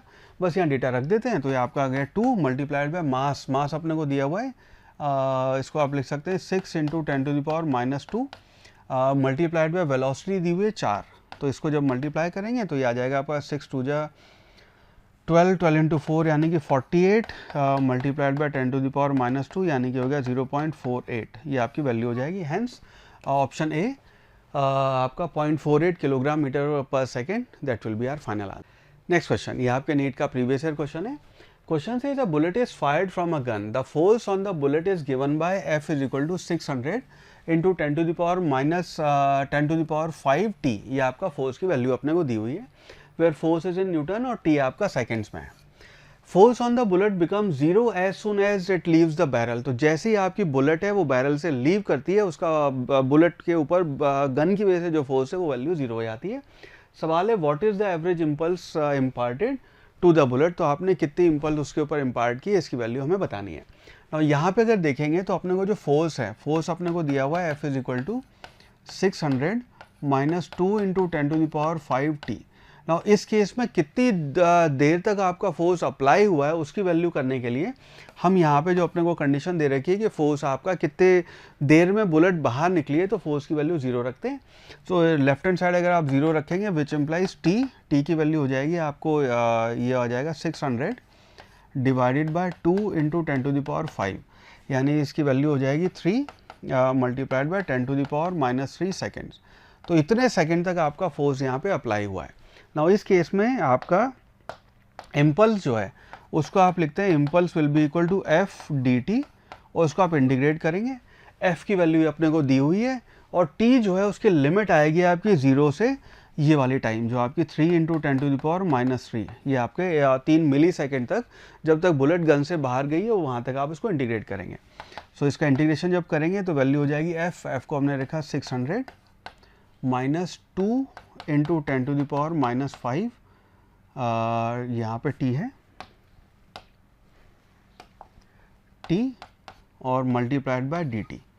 ना इसको जब आप इंटीग्रेट करेंगे तो इंटीग्रेट करके इसकी वैल्यू बन जाएगी 600 टी और इसकी वैल्यू आ जाएगी -2 multiplied by 10⁵ T square by 2, और आप लिमिट रखेंगे 0 से 3 इंटू 10⁻³ 3 मिली सेकेंड। तो इसकी जब यहाँ वैल्यू रखेंगे तो आपका जो फोर्स है उसकी वैल्यू आ जाएगी 600 मल्टीप्लाइड बाय 3 इंटू 10⁻³ माइनस 1 2 ये कैंसिल हो जाएगा, ये बचेगा आपका 10⁵ मल्टीप्लाइड बाय उसका स्क्वायर यानी कि 9 मल्टीप्लाइड बाय 10⁻⁻6। इसको जो आप सॉल्व करेंगे तो ये वैल्यू आएगी, ये वैल्यू बनेगी आपकी 18 मल्टीप्लाइड बाय 10⁻⁻1, ये फिर माइनस आएगा 18 और 10⁻⁻1 माइनस ये बनेगा आपका 9 इंटू 10⁻⁻1। तो यानी कि इसकी वैल्यू आपकी बन गई this will be equal to 9 multiplied by 10⁻⁻1, यानी कि फोर्स हो गया आपका 0.9 न्यूटन। ये एवरेज वैल्यू हो गई फोर्स की। So that means option C 0.9 newton second, sorry यहाँ न्यूटन सेकेंड आएगा। ना इसको हम फोर्स नहीं, ये जो हमने कैलकुलेट किया था ये छोटी सी मिस्टेक कर दी मैंने, ये आपका फोर्स ना हो के ये हमने इम्पल्स कैलकुलेट किया, तो ये आपका फोर्स ना हो के इम्पल्स से एफ डी टी किया ना, तो इम्पल्स से इसलिए इसकी यूनिट न्यूटन सेकेंड आई है, ठीक है। So 0.9 newton second, this will be our final answer. Next question again आपके नीट का प्रीवियस ईयर क्वेश्चन है। Question says a player caught a cricket ball of mass 150 gram, तो आपकी cricket ball है 150 gram की, moving at a rate of 20 metre पर second, तो आपकी स्पीड जो दी हुई है 20 मीटर पर सेकेंड थी। If the catching process be completed in 0.1 second, तो आपने जो पूरा कैच लेने का प्रोसेस है उसको 0.1 सेकेंड में कवर किया है। Then the force of the blow exerted by the ball on the hands of player, वो कितना होएगा, और ये 4 ऑप्शन दे रखे हैं।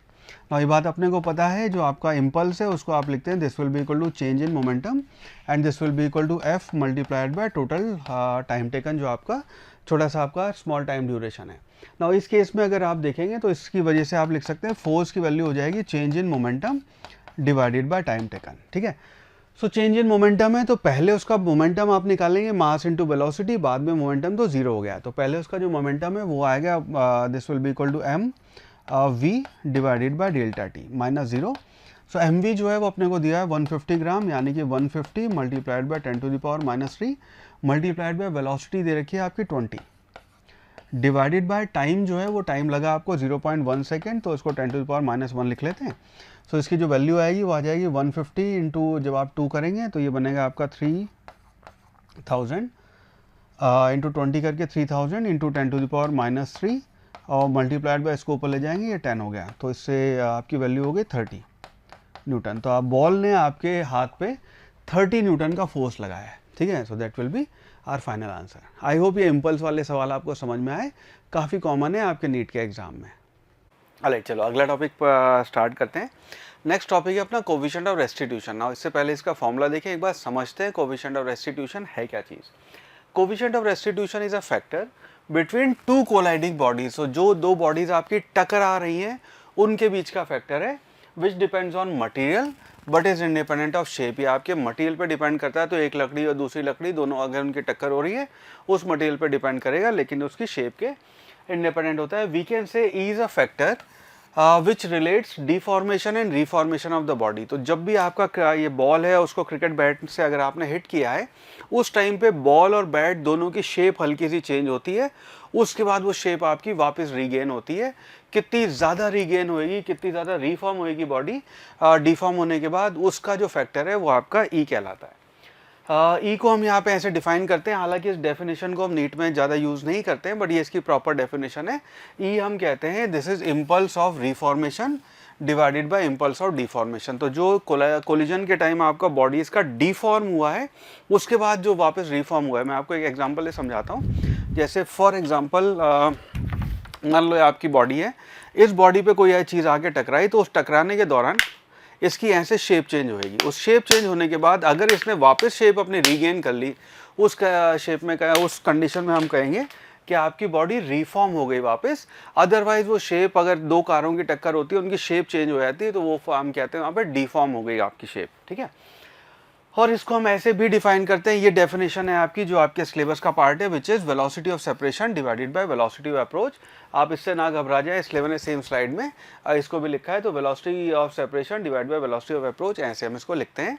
ये इसकी प्रॉपर डेफिनेशन है, आपके दोनों इम्पल्स का ही रेशो है ना। इसके बाद अगर हम ई को और डिटेल में देखें, तो हम ये कहते हैं कोएफिशिएंट ऑफ रेस्टिट्यूशन, ये आपका वेलोसिटी ऑफ सेपरेशन और वेलोसिटी ऑफ आपका अप्रोच का रेशो है। अपने सिलेबस में हम ये कहते हैं कि ई की वैल्यू जो है वो 0 और 1 के बीच में लाई करती है। और यहाँ पे आपको एक चीज़ ध्यान देने की ज़रूरत है, ई की जो वैल्यू है वो 1 से ज़्यादा भी हो सकती है और ई की वैल्यू 0 से कम भी हो सकती है। कैसे, इसको अभी समझते हैं, ठीक है। मैं आपको अभी समझाता हूँ ये वैल्यू दोनों ज़्यादा और कम कैसे हो सकती है। यहाँ पे हम ये कहते हैं, अगर प्रैक्टिकल एग्जाम्पल है हम डे टू डे लाइफ से, तो हम ये कहते हैं जैसे वुड ऑन वुड है, उसका प्रैक्टिकली अगर देखें तो लकड़ी और लकड़ी की अगर टक्कर हो रही है, उनका कोएफिशिएंट ऑफ जो आपका कोलिजन के टाइम में कोएफिशिएंट ऑफ रेस्टिट्यूशन आएगा 0.5 होता है। स्टील का 0.56। आइवरी बॉल जो हाथी दांत की बनी गेंदें हैं, उनका नेचुरल एग्जिस्टिंग चीज़ों में this is one of the highest which is close to 0.9। और ग्लास है, अगर ग्लास चकनाचूर नहीं हो गए पर दो ग्लास की सॉलिड बॉल्स हैं वो अगर कोलाइड करती हैं, उनका कोएफिशिएंट ऑफ रेस्टिट्यूशन आपका 0.94 इस रेंज में आता है ना। यहाँ पे हम ये कहते हैं जो आपका ई है, तो आपका जो कोलिजन का प्रोसेस है, ये आपकी दो बॉल्स, एक आपका मास m1, एक आपका मास m2, ये आ रही थी u1 वेलोसिटी से या u2 वेलोसिटी से, इनकी दोनों के बीच में टक्कर हुई, टक्कर के दौरान ये कॉमन वेलोसिटी v से जाएंगी, उसके बाद ये आपके दोनों अलग अलग वेलोसिटी से गए। ये आपका m2 मास, ये आपका m1 मास, इसकी वेलोसिटी हम कहते हैं v1, इसकी वेलोसिटी v2। नाउ अगर इनका कोलिजन होना है तो उस कोलिजन के कंडीशन में आपकी u1 की वैल्यू u2 से ज़्यादा होनी चाहिए। तो आगे वाली बॉल अगर तेज जा रही है और पीछे वाली स्लो आ रही है, टक्कर नहीं हो सकती। टक्कर होने के लिए आगे वाली को थोड़ा स्लो, या तो रेस्ट पे होगी या स्लो चल रही होगी, पीछे वाली तेज चलेगी, तभी उस केस में टक्कर होगी। Now if that is the case, denominator आपका u1 माइनस u2 हमेशा पॉजिटिव आएगा। नाउ अगर ये केस हुआ कि v1 की वैल्यू v2 से ज़्यादा हुई, यानी कि इसको ये ट्रक है और ये आगे साइकिल है, ट्रक उसके बाद टक्कर मारी और साइकिल को उसके ऊपर से निकल गया, या आपका कोई कागज़ है या कोई थर्माकोल की शीट लगी हुई है, आपने बुलेट मारी, बुलेट उसके थ्रू पियर्स होके बाहर निकल गई। अभी हम अपने सिलेबस में कई बार ये कहते हैं एम्बेड हो गई, हम कहते हैं उसको बाहर निकल गई वो। If that is the case, v1 की वैल्यू v2 से ज़्यादा हो गई। अगर ऐसा हुआ तो v1 की वैल्यू ज़्यादा हो जाएगी v2 से, तो आपका कोएफिशिएंट ऑफ रेस्टिट्यूशन माइनस में आ सकता है, नेगेटिव वैल्यू हो सकती है, 0 से कम वैल्यू हो सकती है इसकी। 1 की वैल्यू आपकी मैक्सिमम मानते हैं, पर 1 से वैल्यू ज़्यादा भी हो सकती है। ये उस केस में वैल्यू ज़्यादा होती है जब मान लीजिए ट्रक ने साइकिल वाले को टक्कर मारी और साइकिल वाला, मैं एग्जांपल ले रहा हूँ सिर्फ, साइकिल वाला गैस सिलेंडर लेके जा रहा था और जब टक्कर मारी गैस सिलेंडर फट गया, साइकिल वाला रॉकेट की तरह लॉन्च होके जाएगा बाहर, ठीक है। रीज़न उसका ये है कि इंटरनल एनर्जी अगर वहाँ पर रिलीज़ हो जाए कोलिजन के दौरान, एक्सटर्नल फोर्स नहीं है लेकिन आपकी इंटरनल एनर्जी रिलीज़ हो जाए, उस केस में आपकी ई की वैल्यू 1 से ज़्यादा हो सकती है। क्या ऐसे सवाल एग्जिस्ट करते हैं जहाँ पे ई की वैल्यू हमसे पूछी गई है 1 से ज़्यादा? आंसर यस, हमसे पूछा जा चुका है। तो जितने फॉर्मूले हम पढ़ेंगे, अगर ऐसा केस है तो 1 से ज़्यादा रख लो, सारे फॉर्मूले 1 से ज़्यादा के लिए भी एप्लीकेबल है, घबराना नहीं उसमें, ठीक है। तो सारे फॉर्मूले वहाँ पे एप्लीकेबल होंगे। ई की जो वैल्यू आपको दी हुई है बिंदास उसको यूज़ करें, बट ये ध्यान रखना अपने सिलेबस में नॉर्मली 99% सवाल जो आएंगे, 99.99 कह लो, उसमें ई की वैल्यू 0 और 1 के बीच में होगी। बट अगर ये सवाल एक्सप्लिसिटली पूछ लिया जाए कि क्या ई की वैल्यू 0 से कम हो सकती है, आंसर इज यस। क्या ई की वैल्यू 1 से ज़्यादा हो सकती है, आंसर इज यस। 1 से ज़्यादा होने का मतलब क्या है? 1 से ज़्यादा होने का मतलब ये है कि इंटरनल एनर्जी रिलीज हो गई आपकी, ठीक है। इस चीज़ को ध्यान रखना। ना इस पे आगे बढ़ते हैं। यहाँ पे आप एक चीज़ समझना, LOC और LOM। LOC है हम कहते हैं लाइन ऑफ आपका कोलिजन या फिर लाइन ऑफ इम्पैक्ट, और LOM है आपका लाइन ऑफ मोशन। ये मैं आपको इन दोनों के बीच फ़र्क समझाता हूँ। तो से फॉर एग्जांपल ये सिनेरियो है कि आपकी गेंद है ऐसे आके फ्लोर से टकराई और टकरा के सेम लाइन में मैं बना अलग लाऊं बट ये इसी लाइन में पहले नीचे आई थी, उसके बाद टक्कर खा के ऊपर चली गई। If that is the case हम कहेंगे ये जो आपकी ये है यही आपका लाइन ऑफ कोलिजन और यही आपका लाइन ऑफ मोशन है, दोनों आपकी सेम होंगे। ना वो सिनेरियो कंसिडर करते हैं जहाँ पे ऑब्लिक इंसिडेंस है। ऑब्लिक इंसिडेंस का मतलब ये है कि ये आपके फ्लोर और आपकी बॉल इस तरह आके टकराई, ठीक है। तो ये वाली जो लाइन है इसको आप कहेंगे ये आपका LOM है, और टकराने के बाद मान लो बॉल आपकी इस डायरेक्शन में पहले ऐसे आई फिर इस डायरेक्शन में कहीं चली गई, ये वाली लाइन जो है इसको आप LOC कहेंगे, ठीक है। सो ऑब्लिक कोलिजन के जब आपका ऑब्लिक कोलिजन होता है उस केस में हम जो E में V1 V2 U1 U2 की वैल्यू यूज़ करते हैं वो अलोंग LOC या LOI भी बोलते हैं इसको, लाइन ऑफ इम्पैक्ट, उसके along U1 U2 V1 V2 की वैल्यू रखते हैं। तो अगर ऑब्लिक आपका ऑब्लिक है कोलिजन के डायरेक्शन, उस केस में sine theta cos theta again situation पर डिपेंड करेगा, तो उसकी V की वैल्यू आप लेंगे अलोंग LOC, ठीक है। इस चीज़ को ध्यान रखना। राइट, आगे बढ़ते हैं। इसमें हम यहाँ पे कहते हैं अगर कोई एक बॉल आपकी मल्टीपल टाइम रिबाउंड कर रही है, ठीक है। मल्टीपल टाइम रिबाउंड का ये सिनेरियो होता है, जैसे ये वाली बात करेंगे, आपकी ये गेंद है ऊपर से नीचे टकराई और मान लीजिए उसको आपने H0 हाइट से ऊपर गिराया है और नीचे आने का टाइम उसका T0 लगा है और नीचे गिरने से जस्ट पहले उसकी वेलोसिटी मान लो U थी, ठीक है। तो इस केस में T0 की वैल्यू जो है उसको आप लिखेंगे, काइनेमेटिक्स से अपने को पता है 2h/g हो जाएगी, वेलोसिटी है उसको भी आप इसके टर्म में लिख सकते हैं वगैरह वगैरह। और उसके बाद अगर यहाँ पे ग्राउंड पे आपका कोफिशिएंट ऑफ रेस्टिट्यूशन मान लीजिए E है, coefficient of restitution of collision E है, उसके बाद जब ये बॉल टकरा के ऊपर जाएगी उस केस में जो आपकी वेलोसिटी होएगी उस वेलोसिटी V को हम लिखते हैं EU। इसका प्रॉपर डेरिवेशन है, मैं डेरिवेशन का टाइम अभी बचा रहा हूँ, ये रिजल्ट आपको ध्यान रखना है कि उसके बाद आपकी वेलोसिटी की वैल्यू EU हो जाती है। Speed after collision along LOC, ये ध्यान रखना है आपको, अलोंग LOC आपकी वैल्यू जो इनिशियल वैल्यू थी वो EU हो जाएगी, ठीक है। उसके बाद अगर हम यहाँ टाइम की बात करें और हाइट की बात करें तो यहाँ जो आपका हाइट अचीव होएगा, इस हाइट को हम H1 कह देते हैं। इस हाइट की जो वैल्यू आएगी H1, इसकी वैल्यू होएगी E² H0। अगर ओरिजिनल हाइट आपकी H0 थी तो उसके बाद जो राइज करेगी उसकी वैल्यू आपकी E² H0 होएगी। और अगर कोई आपसे पूछ ले कि 5वें कोलिजन के बाद, दूसरे कोलिजन के बाद क्या हाइट है, उसकी वैल्यू हम e⁻²n कर देंगे मल्टीप्लाइड बाय H0। तो हर बार e⁻², उसमें ऐड होता चला जाएगा।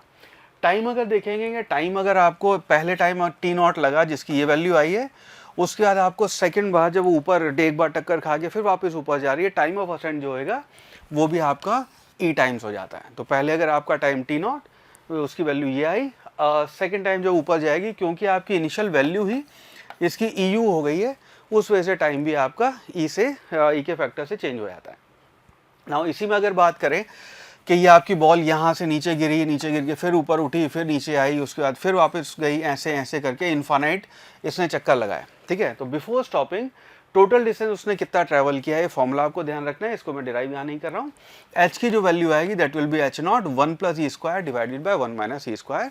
टोटल टाइम अगर आपसे पूछा जाए उसकी वैल्यू होगी 1 + E 1 - E multiplied by T0, और T0 की वैल्यू हमें पता है 2H0/g होती है। तो आपका H की वैल्यू तो 1 + E² 1 - E² आएगा, और ये आपका 1 + E और 1 - E आएगा, ठीक है। इसको ध्यान रखना, और E की वैल्यू अगेन फिर 0 और 1 के बीच में लेंगे यहाँ पे हम, राइट। चलो आगे बढ़ते हैं।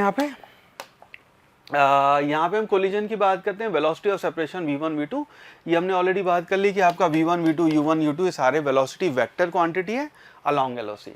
अगर आपकी E की वैल्यू 1 है, अपने को दिया हुआ है कि सवाल में इलास्टिक कोलिजन वर्ड यूज़ किया है या फिर परफेक्टली इलास्टिक कोलिजन वर्ड किया है, इसका मतलब E की वैल्यू 1 है। E की वैल्यू 1 दे रखी है, मतलब उसका परफेक्टली इलास्टिक कोलिजन है। E की वैल्यू अगर 0 है तो उसको हम कहते हैं परफेक्टली इन इलास्टिक कोलिजन। इसका एग्जाम्पल ये हो सकता है कि आपने मान लीजिए गेंद ली, गेंद नीचे गई और वापस सेम हाइट पे आई, इसका मतलब परफेक्टली इलास्टिक कोलिजन है। आपने गेंद ली, उसको नीचे मिट्टी रखी थी, मिट्टी में ऐसे कर रहा हो, बिल्कुल जंप नहीं की वो, उसको हम कहेंगे परफेक्टली इन इलास्टिक कोलिजन। या आपने रुमाल लिया, रुमाल को पानी में गीला किया, उसका दीवार पे ऐसे मारा, वो दीवार पे पचा कैसे चिपकेगा, उसके आने से स्लाइड करता हुआ नीचे आएगा, वो आपका परफेक्टली इन इलास्टिक कोलिजन होएगा, उस केस में हम कहेंगे E की वैल्यू आपकी 0 है। बुलेट आपकी आगे लकड़ी का वो रखा था बड़ा सा ब्लॉक, बुलेट आपकी उसके अंदर एम्बेड हो गई, दोनों अब एक साथ चलने लग गए। इन सारे केसेस में अगर एम्बेड एक बॉडी दूसरे के अंदर हो जाएगी, उसको हम परफेक्टली इन इलास्टिक कोलिजन कहेंगे। प्रैक्टिकली कुछ भी आपका इलास्टिक कोलिजन नहीं होता है, अभी हमने प्रैक्टिकल डेटा देखा था, प्रैक्टिकली E की वैल्यू नहीं आती, बट हम अपने सिलेबस में E की वैल्यू 1 कह लेते हैं कि चल अच्छा 1 मान ले। अब सवाल सॉल्व करते हैं, जो एरर आएगा या जो भी डिफरेंस है उसको हम इग्नोर करते हैं, उस केस में हम E की वैल्यू 1 की बात करते हैं। हालांकि आगे बढ़ते हैं। आई होप ये चीज़ आपको समझ में आई। इसके बाद कोलिजन की बात करें तो मोमेंटम, इसको ध्यान रखना कि मोमेंटम कैन बी कंजर्व्ड, ये मैं जानबूझ के बात कर रहा हूँ यहाँ पे, before, after and during the collision. और इसमें हमने E की वैल्यू 0 या 1 के लिए नहीं कहा है, हर सिचुएशन में आप मोमेंटम को हमेशा कंजर्व कर सकते हैं, एज लॉन्ग एज आपका इम्पैक्ट का टाइम बहुत छोटा है, आपका मोमेंटम कंजर्व होएगा यहाँ पे बिफोर, आफ्टर एंड ड्यूरिंग भी। है।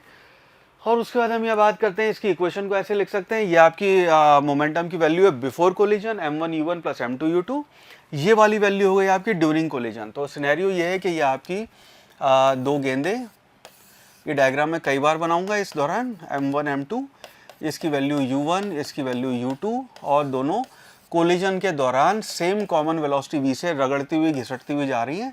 और उसके बाद ये आपका m1 है, ये आपका m2 है, इसकी वैल्यू आपकी v1 हो गई, इसकी वैल्यू आपकी v2 हो गई। तो नाउ बिफोर का अगर आप मोमेंटम देखेंगे तो m1u1 प्लस m2u2 आ गया। ड्यूरिंग कोलिजन देखेंगे तो m1 प्लस m2, क्योंकि दोनों एक साथ एक ही वेलोसिटी से चल रहे हैं, ये ड्यूरिंग कोलिजन आएगा।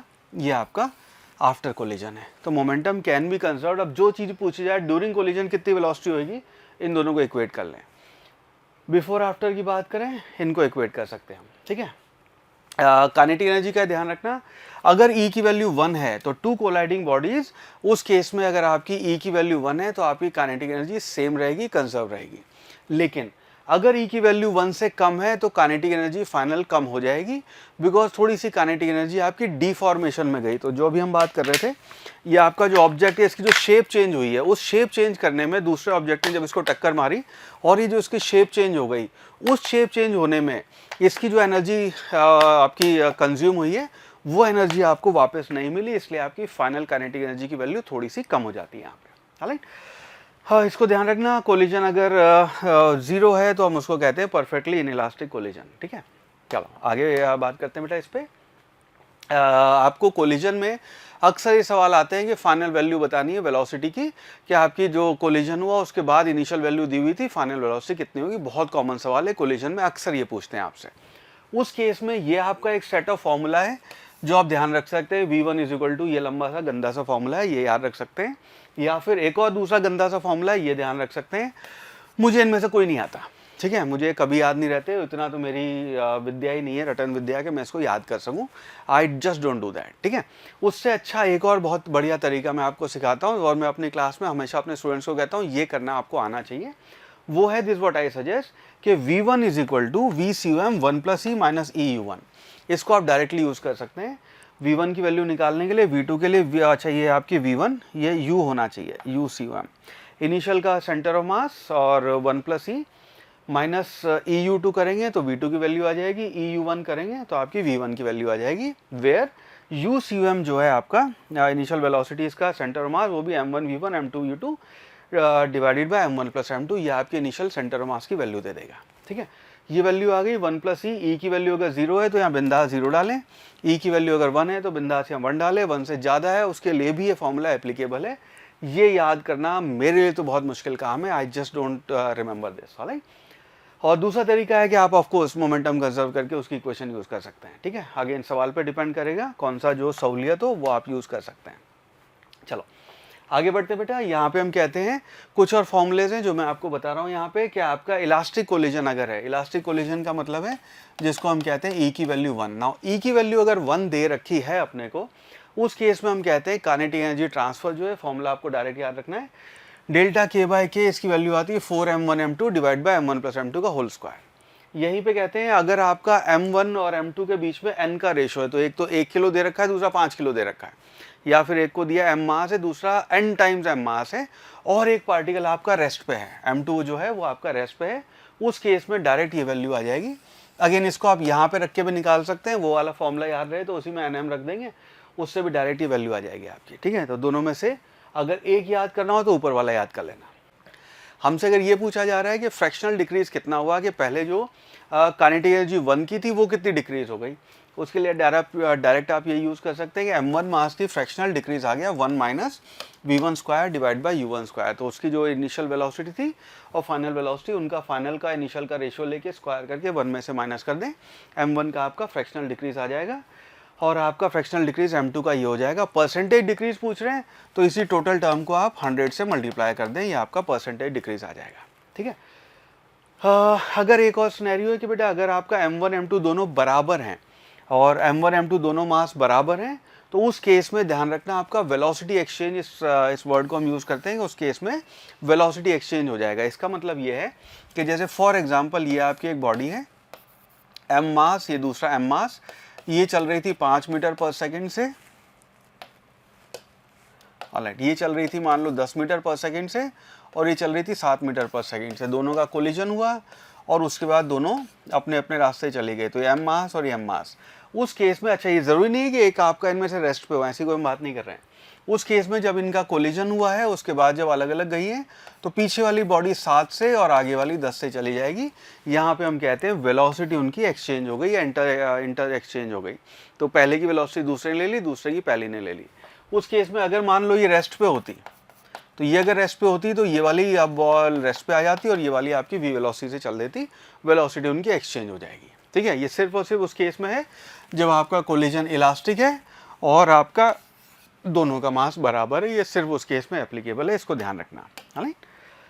चलो आगे एक और बात करते हैं बेटा, ड्यूरिंग आपके इलास्टिक कोलिजन, अगर हेड ऑन इलास्टिक कोलिजन, एक और आपका स्पेशल केस है कि एक मास आपका m1 मास जो पीछे टक्कर मारने आ रहा है वो बहुत ज़्यादा है। If that is the case कि हमने जो मैंने आपके लिए केस लिया है कि 1000 या 10,000 किलो का ये ट्रक है और सामने बेचारा 50 किलोग्राम का आपका साइकिल वाला चल रहा है, उस केस में जो आपकी वेलोसिटी है वो v1 की तो वही वेलोसिटी रहेगी, इस ट्रक को कोई फ़र्क नहीं पड़ेगा, इसके साइकिल के टक्कर से ट्रक अपनी ही वेलोसिटी पे चलता रहेगा और साइकिल वाला जो है आगे उड़ के जाएगा। उड़ के कैसे, u1 जो इसकी वेलोसिटी है उसका ट्वाइस माइनस इसकी अपनी वेलोसिटी, उससे वेलोसिटी से वो आगे जाएगा। जैसे फॉर एग्जांपल ये इसकी वेलोसिटी की हमने वैल्यू ये 100 ले रखी है और इसकी वैल्यू मान लो 10 है, तो if that is the case, ये आपका बिफोर कोलिजन का केस है। आफ्टर कोलिजन जो होएगा उस केस में इसकी वैल्यू तो 100 ही रहेगी, तो अपने 100 पे ही चलता रहेगा।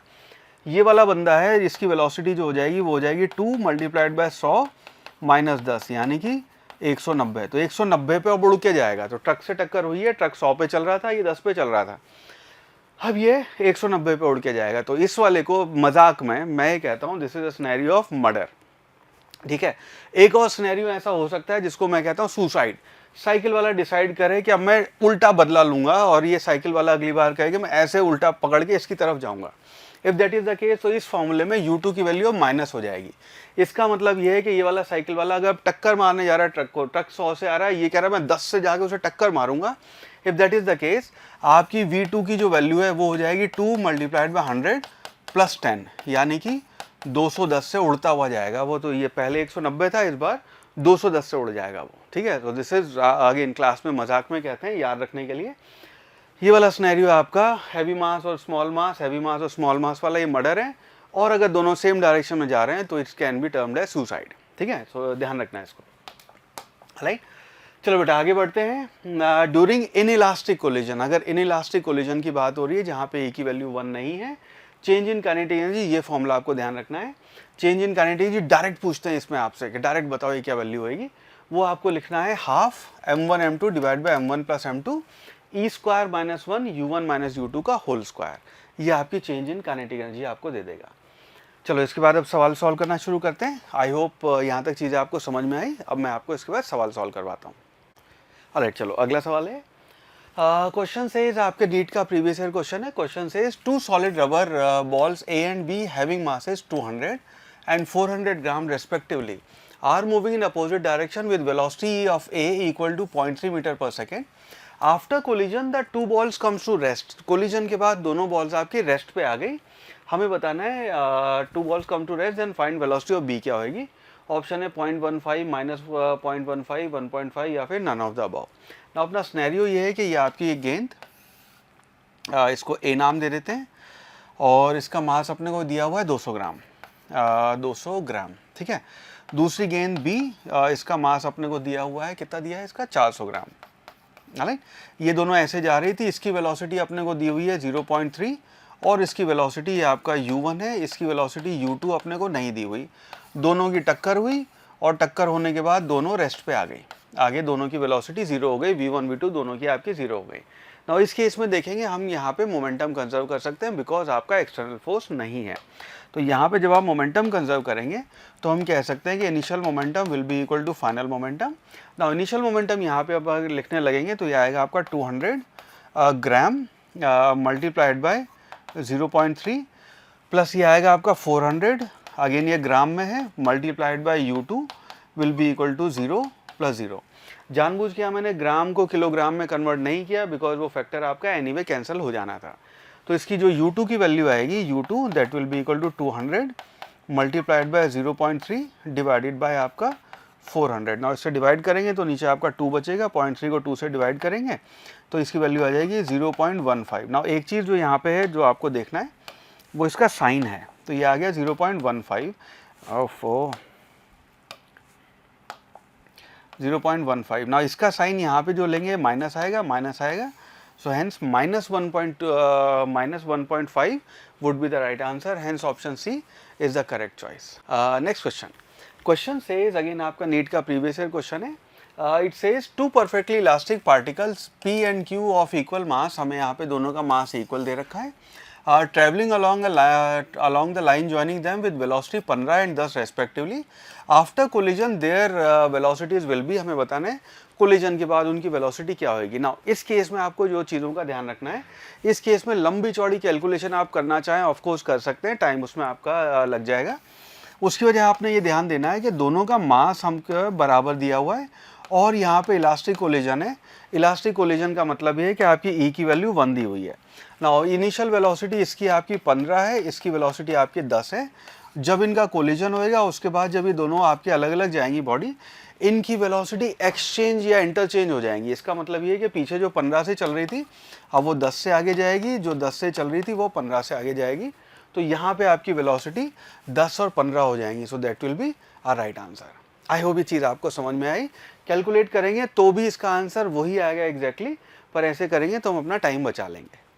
Alright, next question.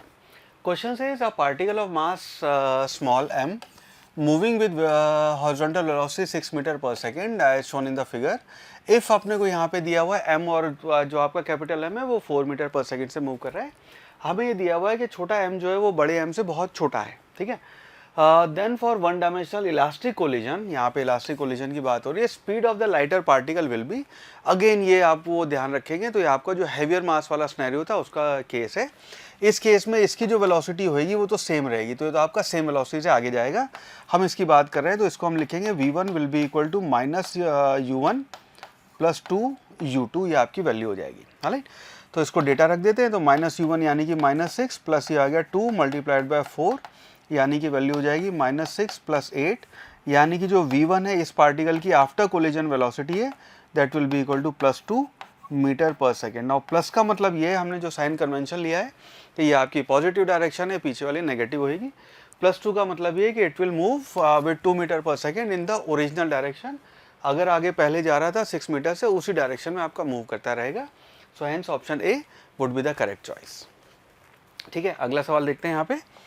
अगला सवाल है, वो कहता है कि rubber ball is dropped from a height of 5 meter on a planet, 5 meter on a planet where acceleration due to gravity is not known, on bouncing it rises to 1.8 metre.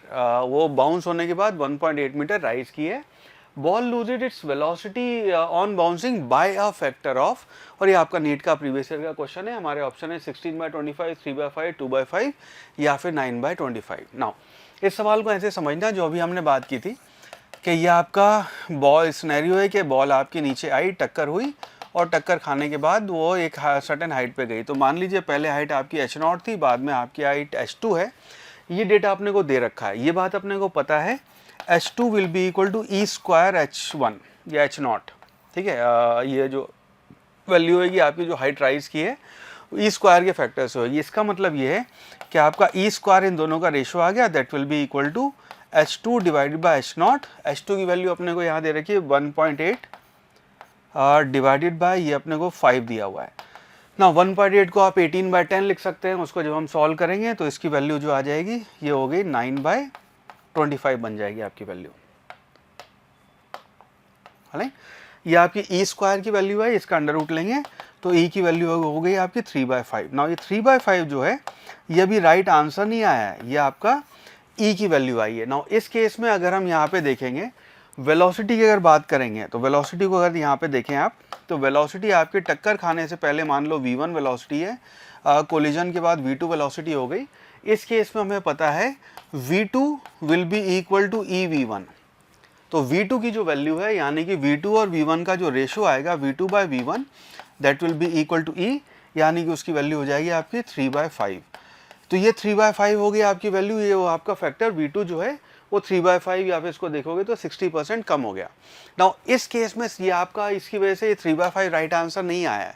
यहाँ से हमसे पूछा गया है the ball lose its velocity bye a factor of, कितने उससे आपकी velocity कम होगी ना। इसको ऐसे समझना, कई बार स्टूडेंट्स इसको लेके कंफ्यूज हो जाते हैं।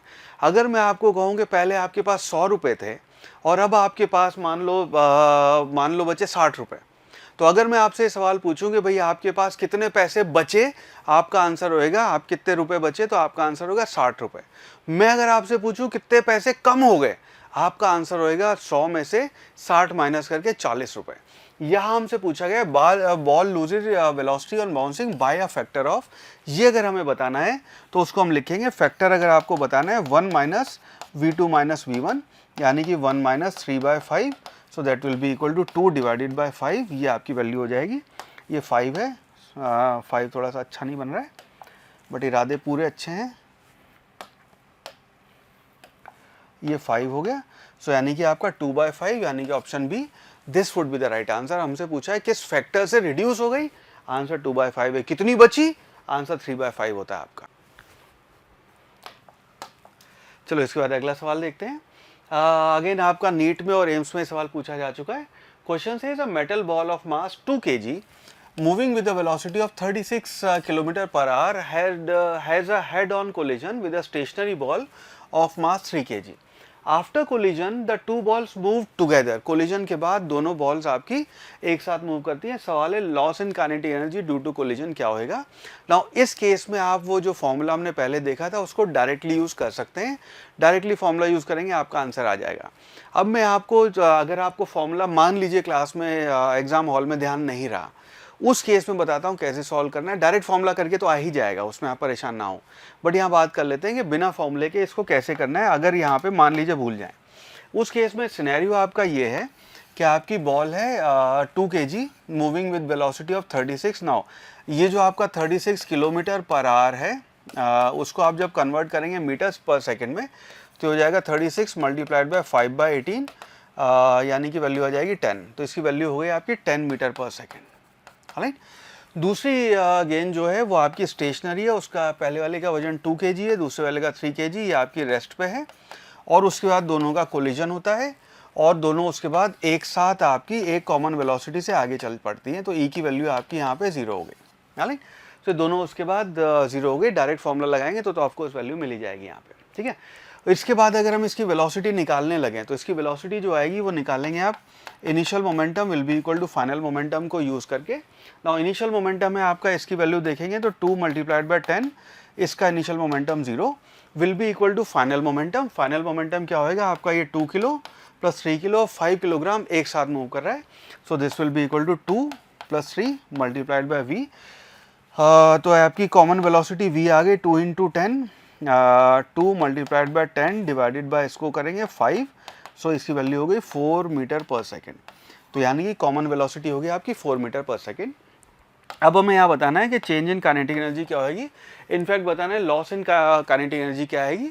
चेंज इन काइनेटिक एनर्जी निकाल लेते हैं, उसी का नेगेटिव साइन हटा देंगे तो लॉस आ जाएगा वो। ठीक है। तो चेंज इन काइनेटिक एनर्जी की जब हम बात करेंगे तो यहाँ पे आप लिखेंगे delta K E will be equal to final kinetic energy minus initial kinetic energy. Now ये बात अपने को पता है कि इस केस में क्योंकि आपका इनइलास्टिक कोलिजन है, फाइनल काइनेटिक एनर्जी की वैल्यू कम आएगी, तो जब हम इसे कैलकुलेट करेंगे नेगेटिव वैल्यू आनी चाहिए, उसी को हम यहाँ लॉस कहेंगे, उसी का मैग्नीट्यूड लॉस कहलाएगा यहाँ पे, ठीक है। बस इसको कैलकुलेट कर लेते हैं। तो फाइनल काइनेटिक एनर्जी आएगी आपकी हाफ, दोनों का कंबाइंड मास 5 मल्टीप्लाइड बाय आपकी वेलोसिटी 4 का स्क्वायर माइनस इनिशियल एनर्जी इसकी आएगी half multiplied by 2 multiplied by 10 का स्क्वायर और माइनस ये 0 बिकॉज इसकी काइनेटिक एनर्जी इनिशियल 0 थी। इसे सॉल्व करेंगे, ये वैल्यू बनेगी आपकी 5 मल्टीप्लाइड बाय 4 का स्क्वायर बनेगा 16, उसको 2 से डिवाइड करेंगे 8 और 8 5 जा अगर आप करेंगे 8 इंटू 5 तो कितना बनेगा, ये 40 आ गया, ठीक है। माइनस इसको देखेंगे तो ये बनेगा 2 से 2 कैंसिल हो गया, ये आएगा 100, तो इसकी वैल्यू आ गई आपकी माइनस 60 जूल। तो इतनी आपकी चेंज इन काइनेटिक एनर्जी है। तो इसी का अगर आप मैग्नीट्यूड ले लेंगे 60 जूल, वो आपका लॉस इन काइनेटिक एनर्जी होगी, हैंस ऑप्शन बी ये आपकी करेक्ट चॉइस हो गई। आई होप ये चीज़ आपको समझ में आई, ठीक है। आगे फॉरवर्ड करते हैं, आगे बढ़ते हैं इसको। सो बेटा अगला सवाल है अपना, body of mass m1 is moving with the velocity v, it collides with another stationary body of mass m2। तो आपकी m1 मास की बॉडी v वेलोसिटी से चल रही थी और वो स्टेशनरी बॉडी m2 से टकराई, दे गेट एम्बेडेड, दोनों उसके बाद एम्बेड हो गए। At the point of collision velocity of the system, हमारे ऑप्शन है increases, decreases but does not become zero, remain same, या फिर बिकम जीरो। नाउ इसका आंसर होगा decreases but not become zero. तो उस केस में ये सिनेरियो कि आपकी एक बॉडी ये आपकी u1 वेलोसिटी से चल रही है, ये आपकी रेस्ट पे है, ये मास आपका m1, ये मास m2, और ये दोनों कोलाइड हुई और कोलाइड होने के बाद सेम वेलोसिटी से चलेंगी। उस केस में क्योंकि आपका इनिशियल मोमेंटम की कुछ वैल्यू है तो फाइनल की भी कुछ वैल्यू आएगी, जीरो नहीं होएगा, ठीक है। So that is the case, velocity decreases but does not become zero would be the right answer, ठीक है। आई होप ये सवाल आपको समझ में आया। आगे बढ़ते बेटा, हम ही कहते हैं जानबूझ के मैंने सवाल लिया हुआ है, थ्योरेटिकल सवालों की हमें प्रैक्टिस होनी चाहिए। क्वेश्चन से इन एन इलास्टिक कोलिजन, अगर आपका इन इलास्टिक कोलिजन है तो व्हाट इज कंजर्व्ड, उस केस में क्या कंजर्व होएगा। ऑप्शन है आपके काइनेटिक एनर्जी, मोमेंटम, या फिर both A and B, both kinetic energy and momentum, या फिर neither A nor B. Now inelastic collision में आपका काइनेटिक एनर्जी का कंजर्वेशन नहीं होता है, मोमेंटम का कंजर्वेशन होता है, तो इस वजह से ऑप्शन बी आपका राइट आंसर हो जाएगा। बोथ और neither will not be the right answer, और kinetic energy of course is not the right answer. Elastic collision में दोनों कंजर्व होंगे, तो अगर आपकी ई की वैल्यू 1 है उस केस में दोनों कंजर्व होंगे, ठीक है, इस चीज को ध्यान रखना, राइट। आगे बढ़ते बेटा, क्वेश्चन से which of the following is not an example of in elastic collision. ये जो 4 एग्जांपल मैंने आपके लिए लिए हैं, इनमें से कौन सा वो है सिनेरियो जो इन इलास्टिक कोलिजन का एग्जांपल नहीं है। पहला सिनेरियो है bullet fired into a block, if bullet gets embedded into the block, हमें यहाँ पे नॉट एन एग्जांपल बताना है। तो पहला सिनेरियो है कि आपका ब्लॉक है, उसके अंदर आपने बुलेट ऐसे वो की है, बुलेट जाके उसके अंदर एम्बेड हो गई, ठीक है, दिस इज द सिनेरियो।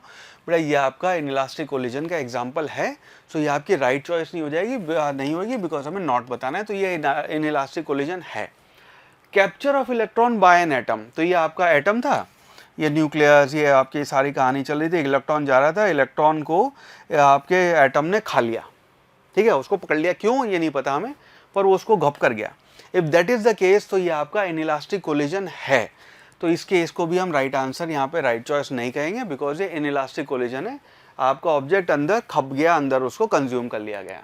अब man jumping into a moving boat, तो आपकी एक बोट है, मूव कर रही है, और एक बंदा आया उसमें कूद गया, वो कूद के ऐसे this could be the situation को ऐसे उसके बाद पड़ा हुआ है, बोट ने उसको कंज्यूम कर लिया, तो ये वाला सिनेरियो भी आपका इनइलास्टिक कोलिजन है, तो ये राइट आंसर नहीं होएगा। लास्ट ऑप्शन है a ball bearing striking another ball bearing, तो आपकी स्टील की बॉल बेयरिंग होती है, उन दोनों की जब टक्कर होएगी वो वाला आपका इन इलास्टिक कोलिजन नहीं होएगा, ठीक है। इलास्टिक हो नहीं हो उस पर तो ई की वैल्यू पे डिपेंड करेगा, लेकिन वो परफेक्टली इन इलास्टिक कोलिजन जिसकी ई की वैल्यू 0 कहेंगे, वो दोनों चिपक के एक साथ नहीं चलेंगी। तो इन चारों में से अगर कोई एक राइट आंसर है, that will be a ball bearing striking another ball bearing, ठीक है। आई होप ये सारे सिनेरियो, ये सारे सवाल आपको समझ में आए। चैप्टर आसान है, टॉपिक्स इसके थोड़े ज़्यादा हैं, मे बी फॉर्मूले थोड़े से आपको मैथमेटिकल हो जाता है चैप्टर ये, उनकी प्रैक्टिस होनी होगी, इसलिए मैं हमेशा सजेस्ट करूँगा उन फॉर्मूलों के बेस्ड सवाल आप सॉल्व करें। इफ़ यू डू दैट, इस चैप्टर के आपके 2 सवाल जो आने वाले हैं उसके आपके नंबर पूरे आएंगे। ठीक है। I wish you all the best.